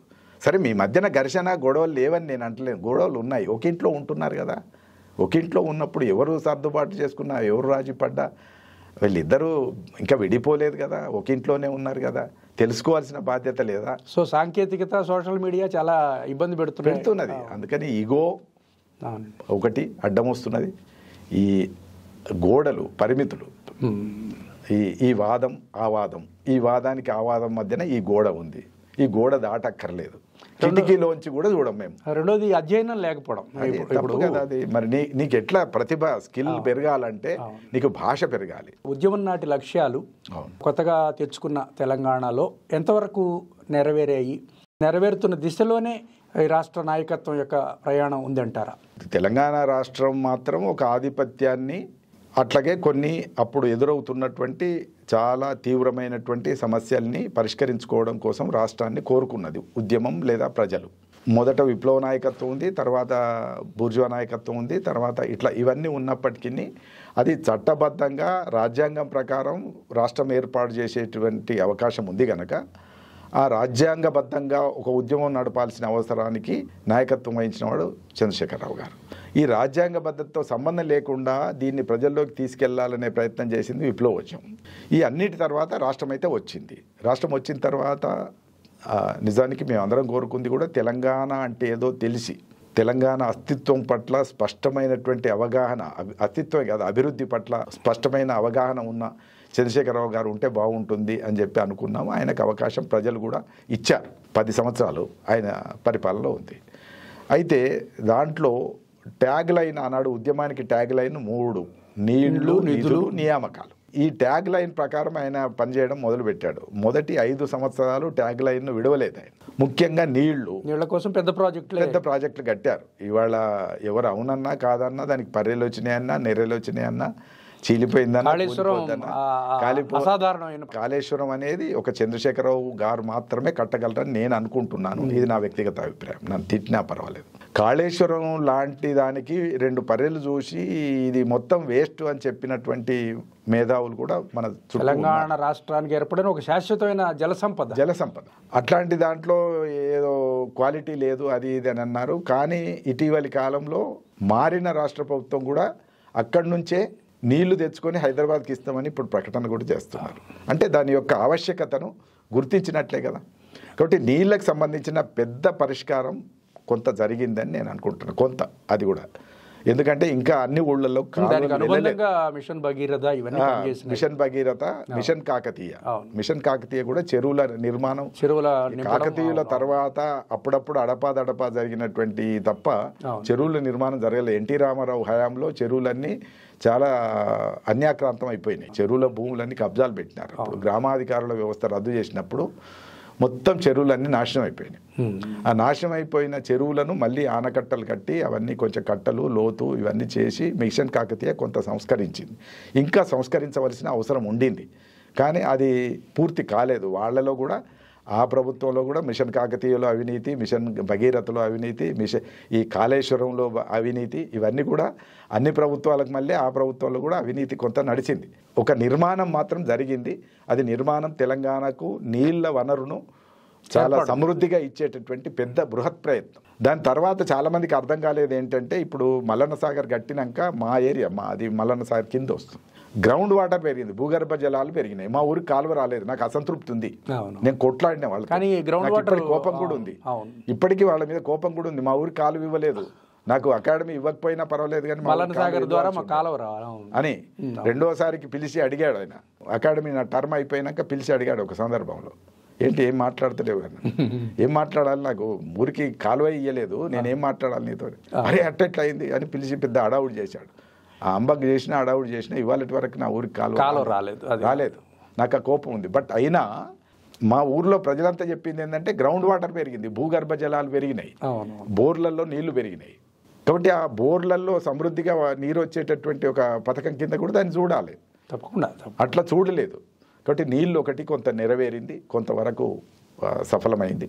రెండవది నిధులు ఇక్కడనే ఖర్చు అయ్యేటి, ఇది 100% అయింది. కొన్ని నిధులు వాళ్ళ ఇంట్లోకో లేదా వాళ్ళ కుటుంబమా అది నాకు తెలియదు. అది ఏం జరిగింది అనేది రేపు ప్రభుత్వం ఎంక్వైరీ చేసి ఏం చెప్తుంది. ఉత్త ఆరోపణలతో కాదు, అది జరగవచ్చు. కొంత కాంట్రాక్టర్కు కొంత వాళ్ళకి వీళ్ళకి యథావిధిగా జరగవచ్చు. అది నిధులకు సంబంధించిన గొడవ. ఇంకా నియామకాల విషయాల్లో కొంత అశ్రద్ధ అయితే జరిగింది. నేను అప్పుడు కూడా మాట్లాడాను, నేను అకాడమీ చైర్మన్గా ఉండి కూడా మాట్లాడాను. నిరుద్యోగాలు నియామకాల విషయాల్లో కొంత అన్యాయం జరిగింది, పట్టించుకోవటం లేదు. యూనివర్సిటీలలో నియామకాలు జరగలేదు, డిగ్రీ కాలేజీల్లో జూనియర్ కాలేజీల్లో నియామకాలు జరగలేదు, పాఠశాలల్లో నియామకాలు జరగలేదు, లేదా ఆఫీసుల్లో నియామకాలు జరగలేదు. చాలా అన్యాయమైనటువంటి ప్రణాళిక ఏంటిదంటే రెవెన్యూ డిపార్ట్మెంట్ను మొత్తం రద్దు చేయాలన్నంత ఒక తీవ్రమైన ప్రణాళికలు కూడా వేశారు. ఇవన్నీ తప్పు అని నేను అప్పటి నుంచి అనుకుంటున్నా. కానీ మన గొంతు చిన్న గొంతు. నిజానికి ఉద్యమ కాలంలో ఎన్నో త్యాగాలు, ఎన్నో పోరాటాలు చేసింది విద్యార్థులు, నిరుద్యోగులు గనక అందుకని మొదట పరిష్కరించాల్సింది నియామకాలు. అది ట్యాగ్ లైన్ లో చివర ఉండొచ్చు. నీళ్లు, నిధులు, నియామకాలు జయశంకర్ సార్ ఖాయం చేసేటప్పుడు నియామకాలు సైన్యం అంతా విద్యార్థులు. నిజానికి నీ ఉద్యమం బలోపేతం అయింది అంటే, నీ ఉద్యమంలో త్యాగం చేసిన వాళ్ళంటే, నీ ఉద్యమాన్ని రక్తంతో వాళ్ళు పారించి నిలబెట్టినరు అని అంటే విద్యార్థులే, యువకులే. యువకుల యొక్క కోరిక నియామకాలు. నియామకాలు తప్పనిసరిగా నెరవేర్చాల్సిన అవసరం ఉండింది. కానీ వాళ్ళు ఏ కారణము మొత్తం కాలయాపన చేశారు తప్ప జరగలేదు. అయితే నేను అర్థం చేసుకున్న కాడికి మొదటి 5 సంవత్సరాలు తెలంగాణ స్పిరిట్తో, తెలంగాణ స్ఫూర్తితో పాలించారు. రెండవ టర్మ్ 5 సంవత్సరాలు మాత్రం తెలంగాణ స్ఫూర్తి కోల్పోయినరు అని నేను అనుకుంటున్నాను. కోల్పోయినరు అనే దానికి పెద్ద గుర్తు ఏంటిది అంటే తెలంగాణ రాష్ట్ర సమితి అనే పేరే మారి భారత రాష్ట్ర సమితి అయింది. కాబట్టి తెలంగాణ స్పిరిట్ వాళ్ళు కోల్పోయినరు అనే దానికి ప్రత్యక్షంగా ప్రామాణికంగా మనకు సాక్ష్యంగా కనిపించే ఉదాహరణ పార్టీ పేరు మారి ప్రాథమిక అస్తిత్వానికి అదే మూల రూపమైన తెలంగాణ పదమే లేకుండా చేశారు. కాబట్టి అది పెద్ద తప్పిదమని నేను అనుకుంటున్నాను. వాళ్ళు ఆత్మవిమర్శ చేసుకున్నారో లేదో నాకు తెలియదు. నాకు చెప్పే అవకాశం వస్తే ఇవాళ వరకు కూడా చెప్పడానికి బహుశా తెలంగాణ వాదులకు తెలంగాణ రాష్ట్ర సమితి పార్టీకి అక్కడే కొంత అంతే. ఈ తప్పిదము తెలంగాణ వాదులు ఎవరికి మింగుడుపడని తప్పిదం. తెలంగాణ ప్రజలు కూడా దాన్ని తీవ్రంగా తీసుకున్నారు. ప్రజలు ఆమోదించలేదు. డిమాండ్ కాదు కదా, ప్రజలు ఆమోదించలేదు కనుకనే పదవీచ్యుతుల్ని చేశారు. నువ్వు ప్రైమ్ మినిస్టర్ అయితే మాకు సంతోషమే, కానీ తెలంగాణ రాష్ట్ర సమితి ఉంటూ తెలంగాణ ఉద్యమ స్ఫూర్తితోని అసలు ప్రాంతీయ అస్తిత్వం, నీ ప్రాంతీయ అస్తిత్వాన్ని కాపాడుకుంటూ ప్రాంతీయ ఆత్మగౌరవాన్ని కాపాడుకుంటూ ప్రధానమంత్రిగా మరొక వేదిక ఏర్పాటు చేసుకుంటే ఎవరికి అభ్యంతరం లేదు. ఉన్న వేదిక దానికోసం ఈ ప్రాంతీయ అస్తిత్వాన్ని ఆత్మగౌరవాన్ని బలిపెడతా అంటే తెలంగాణ ప్రజలు ఒప్పుకోరు అనే దానికి తీర్పు మొన్నటిది అది ఉంది. సాంస్కృతిక అస్తిత్వం మాత్రం కొంతవరకు నెరవేరింది. సాహిత్య అకాడమీ కాదు, తెలంగాణ భాష అనేది చాలా కీలకమైంది. ఆనాడు ఉద్యమంలో భావోద్వేగాల్లో భాష అనేది కీలకమైంది. ఇవాళ భాష సినిమా స్థాయికి, రచనా స్థాయికి, అన్ని రచనల్లో కూడా ఈ ప్రాంతమే కాక ఈ ప్రాంతేతరులైన వాళ్ళు కూడా అర్థం చేసుకునే స్థాయికి తెలంగాణ భాష ఎదిగింది. అలాగే స్థానిక కళల్ని, స్థానిక కళల్ని కూడా ఒక జానపద కళాకారుల్ని ప్రభుత్వం గౌరవించి సాంస్కృతిక సారథి పేరుతో ఒక 500 మంది గాయకులకు, కళాకారులకు ఉద్యోగాలు ఇచ్చినాయి. వీళ్ళందరూ ప్రభుత్వ పాటలు పాడినరా ఏం పాడినరా అనేది పక్క పెడితే బోనాలు వస్తే వీళ్ళ పాటలే, బతుకమ్మ వస్తే వీళ్ళ పాటలే, ఇంకా చాలా పండుగలకి గ్రామాల్లో సాంప్రదాయకంగా ఉన్న సాంస్కృతిక బృందాలను గౌరవించుకోవడం. కొంతమంది బతుకమ్మ ఒక తెలంగాణ అస్తిత్వ ప్రతీకగా ఉన్న బతుకమ్మ ఉద్యమ కాలంలోనే అది పోరాట రూపంగా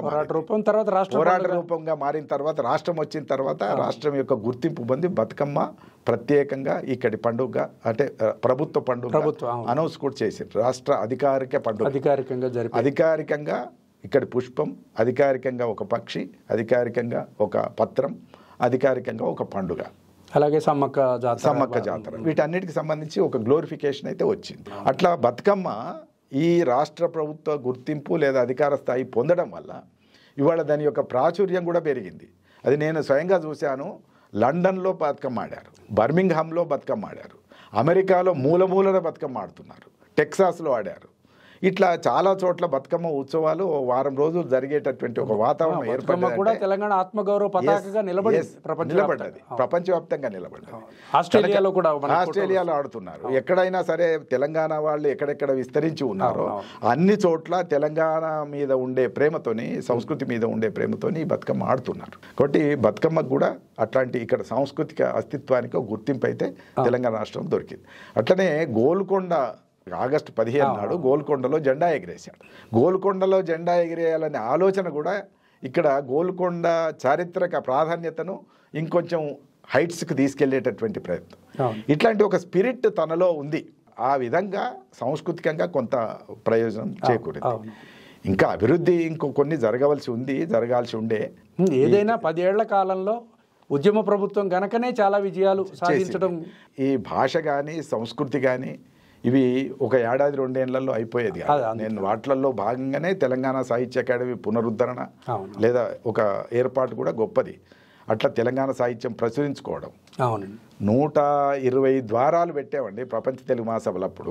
120 ద్వారాలు. మీరు హైదరాబాద్లో ఏ వాడకు ఏ దారికి వెళ్ళినా నగరం అంతా కూడా కోలాహలంగా 120 ప్రముఖుల యొక్క ద్వారాలు పెట్టినప్పుడు వాళ్ళు ఎవరో వాళ్ళ మనవడు మాకు తెలియదండి, ఈగ బుచ్చిదాసు ఇంత గొప్పవాడు, మా తాత బొమ్మ అని చెప్పి ఆ మనవడు ఫోన్ చేశాడు నాకు. అంటే ఈగ బుచ్చిదాసు యాదగిరి గుట్టలో ఒక ఆశ్రమం కట్టుకొని ఉంటే ఎవరికి తెలియదు. తెలంగాణ సాహిత్య అకాడమీ ఆయన పాటల పుస్తకం వేసి ఒక బొమ్మ ఒక వీధికి అట్నుంచి ఈ నల్గొండ సైడ్ నుంచి వచ్చే చోట ఒక వీధికి పెడితే దానికి అంత ఆదరణ వచ్చింది. అట్లాంటి ఒక స్ఫూర్తితోని, ఒక చైతన్యంతోని, ఒక జాగరూకతతోని, ఒక మెలకువతో చేసినటువంటి పనులు ఇవన్నీ. ఆ మెలకువతో చేసినటువంటి పనుల గుర్తింపును వాళ్ళు ఎవరు కాదనలేరు. అయితే ఆ రెండవసారికి కొంత ఆ స్పిరిట్ కోల్పోవడం వల్ల అధికారం పోవటం, అధికారం పోయిన తర్వాత సరే అప్పుడు ప్రజలు అనుకున్నారేమంటే కొన్ని మంచి పనులు చేసినా ఒక దెబ్బ తాకాలి, వాళ్ళను ఇగో నువ్వు మర్చిపోతున్నావు అనేదాన్ని వాళ్ళకు గుర్తు చేయడం కోసం దించారు. వాళ్ళు ఒప్పుకున్నా ఒప్పుకోకపోయినా వాళ్ళకు గుర్తు చేయడం కోసమే, మీరు ఏ ఉద్దేశంతో వచ్చారో అవి మీరు కోల్పోతున్నారు బిడ్డ అని చెప్పి ప్రజలు దించారు. దించిన తర్వాత వచ్చిన ప్రభుత్వం కొన్ని ఏవో పనులు చేయడానికి ప్రయత్నం చేస్తుండొచ్చు, కానీ నిజానికి బతుకమ్మ తీసేయడం మాత్రం చాలా గొప్ప తప్పిదమని నేను మాత్రం ఇప్పటికీ యాంటీ సెంటిమెంట్ ఇప్పుడు ప్రజల మనోభావాలకి మేము బతుకమ్మను ఆ స్థాయికి తెలంగాణ తల్లి విగ్రహం చేతుల్లోకి రావడానికి సుదీర్ఘంగా 18 ఏళ్ళు పోరాటం చేశాం.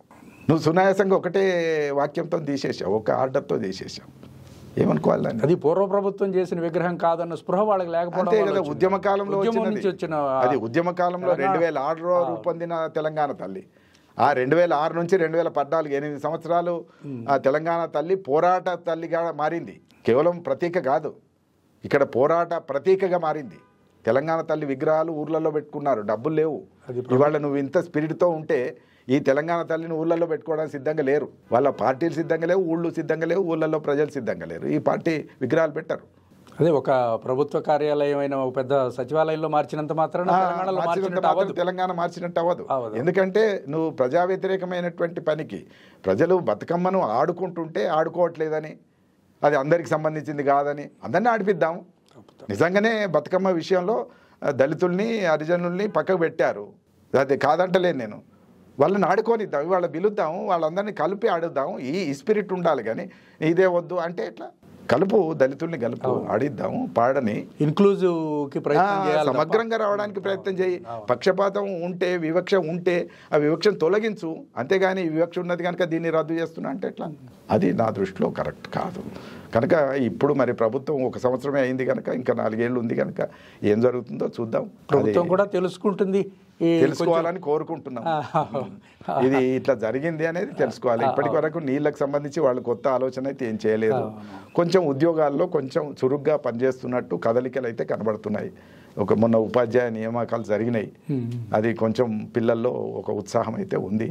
కాబట్టి అది ఆహ్వానించదగిన పరిణామం. అప్పుడు ఆయన నెగ్లెక్ట్ చేశాడు, ఈయన కొంచెం ఆహ్వానించాడు. అదొకటి. తెలంగాణలో ఇంకా ఎంతకాలం అయినా ముఖ్యంగా ఆనాటి ఉద్యమ నినాదాలైన నీళ్లు, నిధులు, నియామకాలు అనేవి ఇవాళకి ఇంకా యూనివర్సిటీలలో నియామకాలు జరగలేదు. యూనివర్సిటీలలో చాలా డిపార్ట్మెంట్లు ఇవాళ జీరోతో ఉన్నాయి, చాలా ఖాళీ అయిపోయాయి. పెద్దవాళ్ళంతా రిటైర్ అయిపోయారు. కాబట్టి యూనివర్సిటీలో ఇవాళ అనేక సబ్జెక్టులు, డిపార్ట్మెంట్లు అవి కొనసాగాలంటే కొత్త నియామకాలు వీలైనంత తొందర రావాలి. అన్ని కలిపి ఒకసారి చేస్తారా, విడివిడిగా చేస్తారా? ఈ చర్చ ఎన్నేళ్ళు చేస్తారండి? కేసీఆర్ ఉన్నప్పటి నుంచి ఇప్పటిదాకా మొత్తం యూనివర్సిటీలకు ఒక దగ్గర రిక్రూట్మెంట్ చేయాలా, ఏ యూనివర్సిటీకి ఆ యూనివర్సిటీ రిక్రూట్మెంట్ చేయాలి, దీని మీద చర్చ కాలయాపన చేస్తుంది అనుకోవాలి. అంతే, డైవర్షన్ పాలిటిక్స్ అన్ని. డైవర్షన్ కాదు కదా, ఇప్పుడు ఆయన చేసిన తప్పులు వీళ్ళు చేయకపోతే వీళ్ళకి మంచిది, మేలు. అదే కాబట్టి రాబోయే రోజుల్లో ఇంకో 4 సంవత్సరాల్లో ఇవన్నీ లోపాలు సరిదిద్దుకొని తెలంగాణ అభివృద్ధి పథంలో వెళుతుందని కోరుకుందాం. నా తెలంగాణ పోవుచున్నది పథాన అన్నాడు. గర్జించే మేఘంలాగా నా తెలంగాణ ముందుకు పోతున్నది అని రాశాడు ఎవరు? దాశరథి. వర్షకాలపు మేఘాల వలె గర్జిస్తూ తెలంగాణ ముందుకు పోతుంది అని రాశాడు. అట్లా ముందుకు పోవాలని కోరుకుంటున్నాను.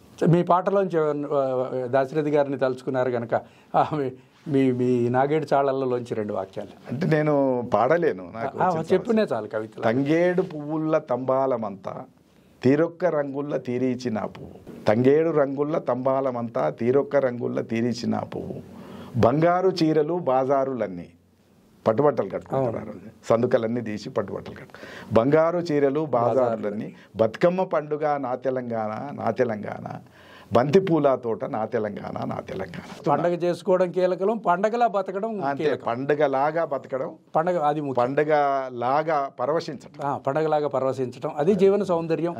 దాన్ని ఆ సౌందర్యాన్ని ప్రేమిస్తే ఇవాళ బతుకమ్మ అనే పండుగలోనే ఉంది. అవునండి. బతుకు అమ్మ, అవును అవును బతుకును ఆరాధించేటటువంటి పండుగ అది. అవును రివరెన్స్ టు ది లైఫ్ అన్నాడు కాళోజీ చెప్తాడు, అవునవును స్వైజర్. బతుకును ఆరాధించేటటువంటి పండుగ తెలంగాణలోనే ఉంది, దాన్ని కాపాడుకోవాల్సిన అవసరం ఉంది. దీని ద్వారా ఏంటిదంటే ఎవరు చనిపోక్కర్లేదు, అందరూ బతకాలి అని కోరుకుని చేసుకునే పండుగ. కాబట్టి బతుకును బతకమని చెప్పేటటువంటి పండుగ. సకల జనులు కూడా ఈ జీవన సౌందర్యాన్ని అనుభవిస్తూ సకల జనులు బతకాలి, బతకాలి, సబ్బండ జనులు బతకాలి, సబ్బండ వర్ణాలు బతకాలి. ఇప్పుడు మనం విశ్వవిద్యాలయాల్లో చదువుకున్నందువల్ల కావచ్చు, అంతకుముందు డిగ్రీలో ఉన్నప్పుడు కూడా ప్రాచీన సాహిత్యాన్ని, జానపద సాహిత్యాన్ని మీరు చెప్పినట్టు ఎంతో కొంత చరిత్రతో మేళవించి చెప్పేటటువంటి సాహిత్య అంశాలను అన్నింటినీ చదువుకోవడం వల్ల మనకు ఒక సమగ్ర దృష్టి, మన మార్గంలోనే మనం వెళుతున్నప్పటికీ కూడా దానికి సమాంతరంగా నడుస్తున్న మార్గాల పట్ల కూడా స్పష్టమైన అవగాహన ఉండేది. తప్పకుండా మేము జానపద సాహిత్యం నుంచి నేర్చుకున్నాం, అవునండి, ప్రజా జీవితం నుంచి నేర్చుకున్నాం, విప్లవ జీవితం నుంచి నేర్చుకున్నాం, ప్రాచీన సాహిత్యం నుంచి నేర్చుకున్నాం. తర్వాత ఇంకా చుట్టూ ఉండే రకరకాల, ఇందాక మీరు చెప్పారు కదా ఎన్ని వాదాల రచయితలు, దిగంబర, విప్లవ, అరసం, విరసం, ఇట్లాంటి రచయితలు అందరి దగ్గర కాకుండా కూడా ఇప్పుడు కోవెల సంపత్ కుమార్ ఇంకొక రకమైన, సుబ్రహ్మణ్యం భిన్నమైన వ్యక్తి, సంపత్ కుమార్, సుప్రసన్న వీళ్ళు భిన్నమైన వాళ్ళు. చేతనావర్తనాన్ని తెలవాలి కదా, రేపు మనం మాట్లాడాలంటే దాని మీద కొంత అవగాహన లేని ఎట్లా మాట్లాడతాం. అవునవునవును. అందుకని వాళ్ళ గురించి తెలుసుకోవటం, ఇవన్నీ చేయటం ఒక అన్వేషణ, ఒక అధ్యయనం. మన జగన్నాథం సార్ జగన్నాథం రాశారు కదా, వాళ్ళు రాసిన వాటిని మాదిరాజు రంగారావు గారు అంతా ఉండేవాళ్ళు. అయినా కూడా మనం ఎవరిని తృణీకరించలేదు, అందరివి చదివా. మీరు చెప్పినట్టు శేషేంద్ర గారిని కలవడం కూడా ఒక మంచి సాహిత్య అనుభవంగానే మనం తీసుకున్నాం. అరిపిరాల విశ్వం గారు, ఆయన ఇక్కడ న్యూ సైన్స్ కాలేజ్. ఇటు నవలా సాహిత్యం, అటు కథా సాహిత్యం, మళ్ళీ నవలల్లో భిన్నమైన కాలక్షేప రచయితలు, సీరియస్ రచయితలు, ఎన్ని రకాలు ఉన్నారో అందరినీ ఏదో ఒక దశలో కలిసేవాళ్ళం. ఎద్దనపూడి సులోచన రాని మీటింగ్ లో కూడా వెళ్ళేవాళ్ళం. వీర్రాజు గారు లాంటి సౌహృదయులు అటు ఇటు కూడా అందరికీ ఒక రకంగా వారధిగా వారు ఉండేవాళ్ళు, వారు రాసేవారు, సరదాగా వెళ్ళేవాళ్ళం. వాసిరెడ్డి సీతాదేవి, ఇక్కడ ఎన్నో భావజాలాలకు కేంద్రంగా ఉంటూ ఉన్నది హైదరాబాద్. హైదరాబాద్ లో ఎన్ని భావజాలాలు ఉన్నాయో, ఎన్ని రకాల ధోరణులు, సాహిత్య ధోరణులు ఉన్నాయో, అన్ని సాహిత్య ధోరణులకు దగ్గరగా ఉండే, మన రాజకీయాలను తీవ్రంగా వ్యతిరేకించే వాళ్ళని కూడా వాళ్ళ సాహిత్యాన్ని మనం గౌరవించాం. ఆ సౌహృదయత అందరికీ ఉండేది. అది బహుశా మంచి మంచి గురువుల దగ్గర మనం చదువుకోవడం కూడా కారణం. తప్పకుండా ఉస్మానియా విశ్వవిద్యాలయంలో మీరు చదువుకుంటున్నప్పుడు శిఖరాయమానమైన గురువులు ఉండేవాళ్ళు. అంతే కదా, ఒక నారాయణ రెడ్డి గారు, ఒక జీవి సుబ్రహ్మణ్యం గారు, ఒక వ్యాకరణ కృష్ణకుమారి గారు, రవ్వ శ్రీహరి గారు, జానపద సాహిత్యంలో విశేష పరిశోధన చేసిన నాయన కృష్ణకుమారి, రామరాజు గారు, వీళ్ళందరూ కూడా పండితులు కదా. అవునండి. మళ్ళీ ఆ స్థాయి పండితుల్ని మనం విశ్వవిద్యాలయాల్లో తెలుగు శాఖలో చూడలేకపోతున్నాం. అంటే సాహిత్యం ప్రమాణాలు తగ్గిపోయినాయి అనడం అనేది బహుశా విద్యా ప్రమాణాలు తగ్గిపోవడం నుంచి వచ్చిందేమో అనిపిస్తుంది. ఒక్క విశ్వవిద్యాలయంలోనే కాదు, బోధన ప్రమాణాలు, విద్యా ప్రమాణాలు తగ్గిపోయినాయి, అన్ని చోట్ల జీవన ప్రమాణాలు తగ్గిపోయినాయి. మీ తరంలో మీతో పాటు గుడిహాళం రఘునాథం గారు వీళ్ళంతా ఒక్కసారే ఉద్యోగాల్లో చేరినప్పుడు వచ్చాము. సుంకిరెడ్డి నారాయణ రెడ్డి, గుడిహాళం మంచిర్యాలలో, మీరు మెదక్లో చేరినప్పుడు ఆయన మంచిర్యాలలో ఉన్నారు. మా బ్యాచ్, మా జూనియర్స్, వీళ్ళందరూ కూడా, మా జూనియర్స్ కూడా వీళ్ళందరం దాదాపు ఒక 20-25 మంది ఎటు పోయినా కూడా కలిస్తే అక్కడ ఒక సాహిత్య వాతావరణం ఉండేది. అప్పుడు అట్లాంటిది చూసే సలంద్ర గారు క్యాంపస్ లో ఇంతమందిని వేసుకొని తిరుగుతావు కదా, ఒక సంస్థ పెట్టొచ్చు కదా అని అంటే ఉస్మానియా రచయితల రైటర్ సర్కిల్ అని పెట్టాము. ఆ తర్వాత సలంద్ర గారు పాత్రికేయుల్లోకి వెళ్ళిపోయారు, పాత్రికేయుల్లోకి వెళ్ళారు. అంటే ఇట్లా వాతావరణం చాలా గంభీరంగా ఉండేది. విశ్వవిద్యాలయాల స్థాయికి రాలేని వాళ్ళు, ఇప్పుడు అలిశెట్టి ప్రభాకర్ లాంటి వాళ్ళు కూడా మంచి కవిత్వం రాయడానికి ఈ చక్కటి వాతావరణం ఉపయోగపడిందండి. హాస్టల్లో ఎంత చైతన్యం అంటే ప్రతి సండే నాడు భోజనానికి ముందు ఒక సాహిత్య సమావేశం పెట్టే పద్ధతి ఉండేది. మొన్న చనిపోయిన పరిమళా సోమేశ్వరను చాలాసార్లు తీసుకెళ్ళారు. అట్లా శేషన్ శర్మ గారు వచ్చారు, అరిపిరాల విశ్వం గారు వచ్చారు, చంద్ర ఆర్టిస్ట్ గారు వచ్చారు, శివారెడ్డి గారు ఎన్నోసార్లు వచ్చారు, నగ్నముని గారు వచ్చారు, జ్వాలాముఖి గారు వచ్చారు, సాహిత్య దాశరథి రంగాచార్య గారు వచ్చారు. అప్పుడు హాస్టల్ డేలు జరిగాయి, హాస్టల్ డేలకి వీళ్ళని పిలుచుకెళ్ళేవాళ్ళం. పుచ్చలపల్లి సుందరయ్య గారు వచ్చారు హాస్టల్ డేకు, ఎండమూరు వీరేంద్రనాథ్ తీసుకొచ్చారు. ఇట్లా రకరకాల వీళ్ళందరితో ఇంటరాక్షన్, సంపర్కం చాలా సుసంపన్నం చేయడం. అంటే విద్యార్థులను ఏది నేర్చుకుంటూ అది నేర్చుకొని ఏ పక్కకు వెళ్ళాలో ఆ పక్కకు వెళ్ళని, కానీ ఒక మంచి ఆరోగ్యకరమైన వాతావరణం అప్పుడు ఉండేది. భూమి స్వప్నం నుంచి బందారం కథల వరకు సాగినటువంటి మీ సాహిత్య యాత్ర, ముఖ్యమైన పుస్తకాలు, ముఖ్యమైన ఘట్టాల గురించి చెప్పండి. అంటే మొదటి పుస్తకం భూమి స్వప్నం. ఆ భూమి స్వప్నంలో అప్పటి వరకు నేను యూనివర్సిటీలో ప్రవేశించినప్పటి నుంచి ఉద్యోగంలో ప్రవేశించే వరకు ఉన్న కవిత్వపు ఎంపిక చేసిన సంకలనం భూమి స్వప్నం. భూమి స్వప్నం నాటికి నేను మెదక్లో ఉన్నాను. భూమి స్వప్నం తర్వాత రెండవ పుస్తకం సంభాషణ. సంభాషణలో ఎక్కువ కొత్తగా పెరుగుతున్న విప్లవోద్యమ విస్తృతి అంతా మనకు అలా కనబడుతుంది. మెదక్ కానీ, మెదక్ ప్రాంతం, సిద్దిపేట, ఈ ప్రాంతాలలో వస్తున్నటువంటి కొత్త చైతన్యాలన్నింటినీ కూడా దాంట్లో చెప్పే ప్రయత్నం చేశాను. నర్సాపూర్ అడవుల వరకు ఇంకా మాట్లాడితే ఏప్రిల్ 20 అనేది ఇంద్రవెల్లికి పెద్ద మైలురాయి కదా. ఆ ఇంద్రవెల్లి మీద వచ్చిన ఆ రోజు జరిగిన సంఘటన, దాని మీద వచ్చిన నేపథ్యంలో రాసిన కవిత్వం అది. అట్లా చాలా విస్తృతంగా అవి ఉంటాయి. అంతవరకే కాకుండా మూమెంట్లో పనిచేసిన వాళ్ళు కొత్తగా లొంగిపోతూ ఎట్లా విప్లవ ద్రోహం చేస్తున్నారు అనే దానికి సంబంధించి కొత్త సన్నివేశం అనే ఒక పోయం ఉంటుంది. ఆ కొత్త సన్నివేశం అనేది కూడా అప్పుడు దానికి రెండవ పుస్తకానికి వరవరావు గారు ముందు మాట, ఆ పరిణామం కూడా కవిత్వంలో రికార్డ్ చేశాను. అంటే బాల కార్మికుల సమస్య, బాలుని ఆత్మగీతం అని ఒకటి రాశాను బాల కార్మికుల మీద. అట్లనే ఈ కొత్తగా దళిత చైతన్యాలు పెరుగుతూ ఉన్నటువంటి దశలో ఆ కోణంలోంచి కూడా అస్పృశ్యత వీటికి సంబంధించింది. బస్సులో మనం ఎక్కినప్పుడు గ్రామీణుడికి కాలు తలిగితే నీ కాలు దాకించిన అని పంచాయతీ పెట్టుకోడు.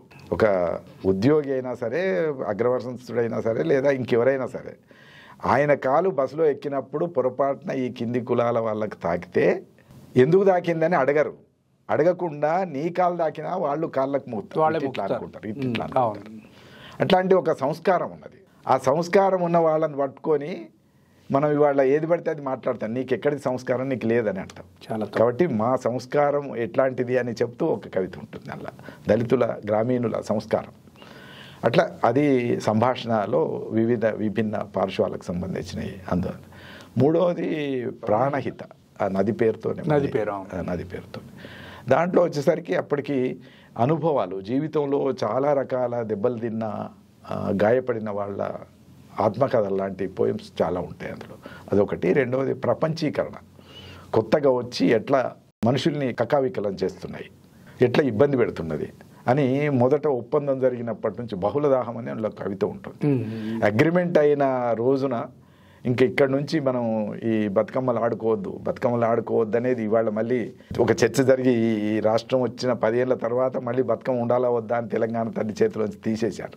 నిజానికి బతుకమ్మ ఇంకా ఆడుకోనివ్వరేమో అనేటువంటి భయం 94లోనే ప్రాణహితలోనే వ్యక్తం చేశాను. ఎందుకంటే ప్రపంచీకరణ వచ్చింది, ఈ పండుగలన్నింటినీ కూడా కాలరాస్తుంది, లేదా వీటన్నిటిని వెళ్ళగొడుతుంది, కొత్త పండుగలు వస్తాయి. ఇప్పటికే అలాంటివి కొన్ని జరిగినాయి. కోలాటం లాంటిది తెలంగాణలో ఉన్నది, ప్రాచీన కళారూపం అది. కానీ కోలాటం ప్లేస్లో ఇవాళ దాండియా వచ్చింది. కోలాటం అనరు ఎవరు, దాండియా అంటారు. దాండియాతో పోల్చినప్పుడు కోలాటంలో అనేక వరుసలు ఉన్నాయి, అనేక దరువులు ఉన్నాయి. ఒక అద్భుతమైన కళారూపం కోలాటం. ఆ కోలాటం వేస్తూ జడకొప్పులు వేయగలిగినటువంటి గొప్పతనం తెలంగాణలో ఉంది. జడకొప్పు అంటే మొత్తం వీళ్ళు కోల వేసుకుంటూ ఆడుతుంటే ఒక జడ వస్తుంది పైనుంచి కింది దాకా, చెట్టు కడతారు. అది చెట్టు నుంచి మన చేతిలో కోలలు ఉంటాయి, తాళ్ళు ఉంటాయి. ఈ తాళ్ళు వేసుకొని తిరుగుతూ ఉంటే ఒక గంట తర్వాత పైనుంచి కింది వరకు జడకొప్పు వస్తుంది, జడ వేసినట్టే వస్తుంది. అట్లాంటి ఒక అద్భుతమైనటువంటి కళారూపాలు ఇక్కడ ఉంటే ఇవాళ దాండియా అనేటువంటితో తీసుకొచ్చి దాండియా ఏదో కొత్తగా తెలంగాణ వాళ్ళకి నేర్పుతున్నట్టు ప్రవర్తించే, అంటే మాటల చమత్కృతి అట్లా వచ్చింది. ఇది గ్లోబలైజేషన్ ఎఫెక్ట్.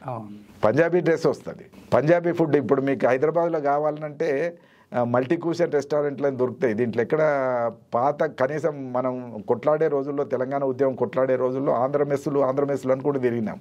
ఇవాళ ఆంధ్ర మెస్ కావాలని దొరికే పరిస్థితి. ఇవాళ అన్ని మల్టీ క్యూషన్ రెస్టారెంట్లో తందూరి ఖాతే, ఓ ఖాతే, ఏ ఖాతే, ఇది కాదు.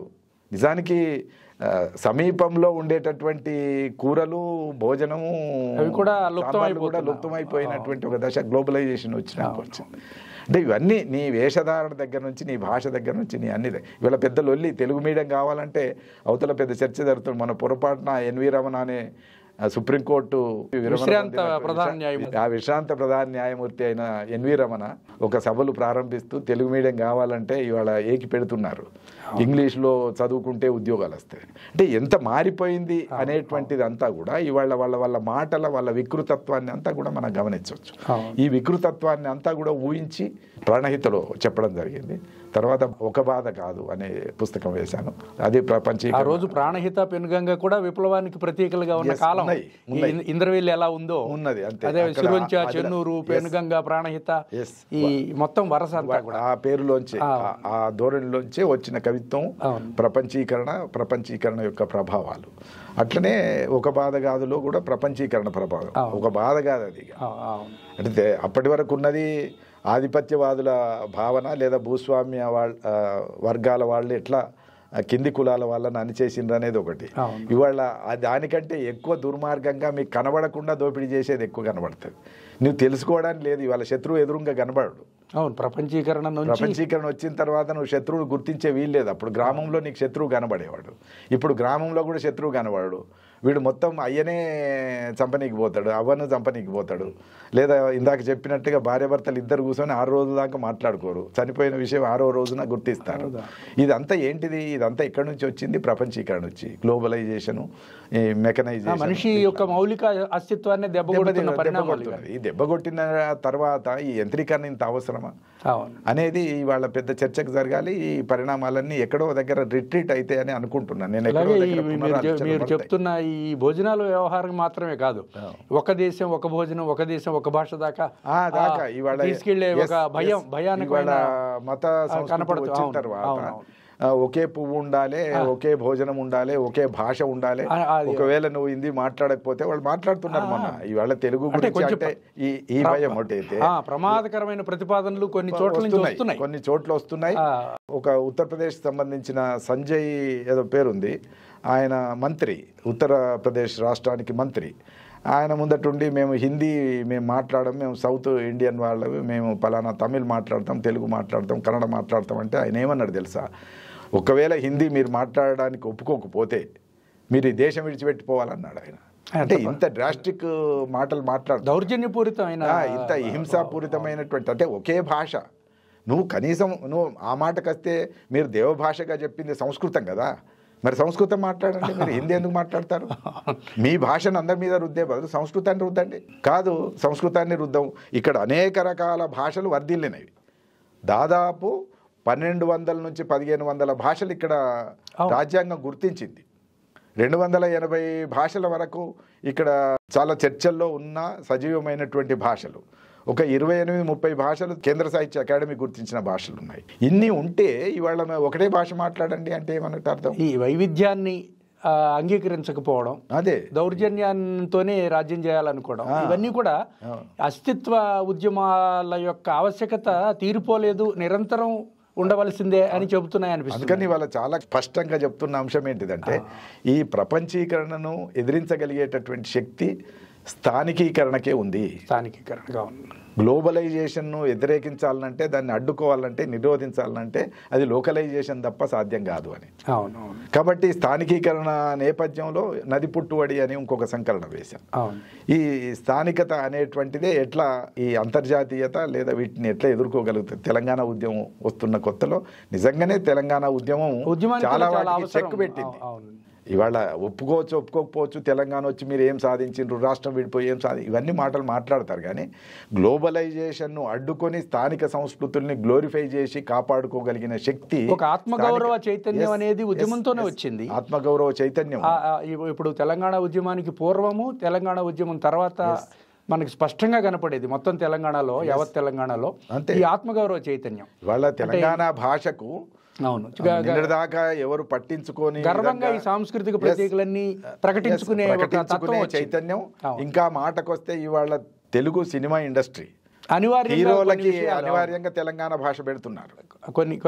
కొన్ని విషయాల పట్ల అందరూ దృష్టి సారించాలి. ఏమి మార్పు వచ్చింది అంటే హీరోల భాషగా మారింది ఇవాళ అనివార్యంగా ఇంగ్లీష్ భాషకు సంబంధించి లేదా వేరే భాషలకు సంబంధించిన సినిమాలు తెలుగులోకి అనువాదం చేసుకుంటే, OTT వచ్చిన తర్వాత అనువాదం చేస్తున్నారు, అనువాదంలో కూడా తెలంగాణ భాష కనబడుతుంది. ఆ విధంగా దూరం పెట్టిన వాళ్ళ మీద ఒత్తిడి తెచ్చిన తనం తెలంగాణ ఉద్యమానికి ఉంది, వచ్చింది. అది తప్పకుండా అందుకని అది హీరోల భాషగా, హీరోయిన్ల భాషగా, అది వాళ్ళ ఒక ప్రధానమైనటువంటి భాషగా చలామణి అయ్యే వాతావరణం అంతా చాలా గౌరవప్రదంగా పూర్వం ఉన్నటువంటి ఇందాక మీరన్న ఆత్మ గౌరవ పతాక, ఆత్మ గౌరవ ప్రతీకగా పతాకగా నిలబెట్టగలిగినటువంటి భాష, సంస్కృతి, పండుగలు ఇవన్నీ కూడా స్థానికత నుంచి వచ్చి ఇప్పుడు స్థానిక 2017లో మన తెలంగాణ సాహిత్య అకాడమీ ఏర్పడి మొట్టమొదటిసారిగా మీరు అధ్యక్షులుగా బాధ్యతలు తీసుకున్నప్పుడు వెంటనే మీరు అద్భుతమైన పద్ధతిలో ఈ ప్రపంచ తెలుగు మహాసభలు నిర్వహించారు.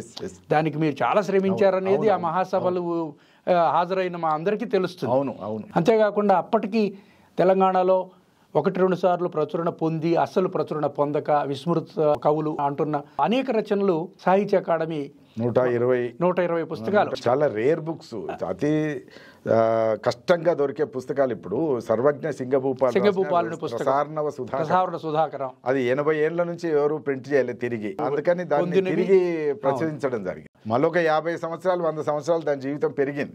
తప్పకుండా ఒక 100 సంవత్సరాల దాకా ఈ కాపీలు సర్క్యులేట్ అవుతుంది. సాహిత్య అకాడమీ స్టాల్లో ఆ పుస్తకాలన్నీ చాలా వరకు అవే అమ్ముకుంటున్నారు ఇప్పటిదాకా, చాలా వరకు చెల్లిపోయాయి.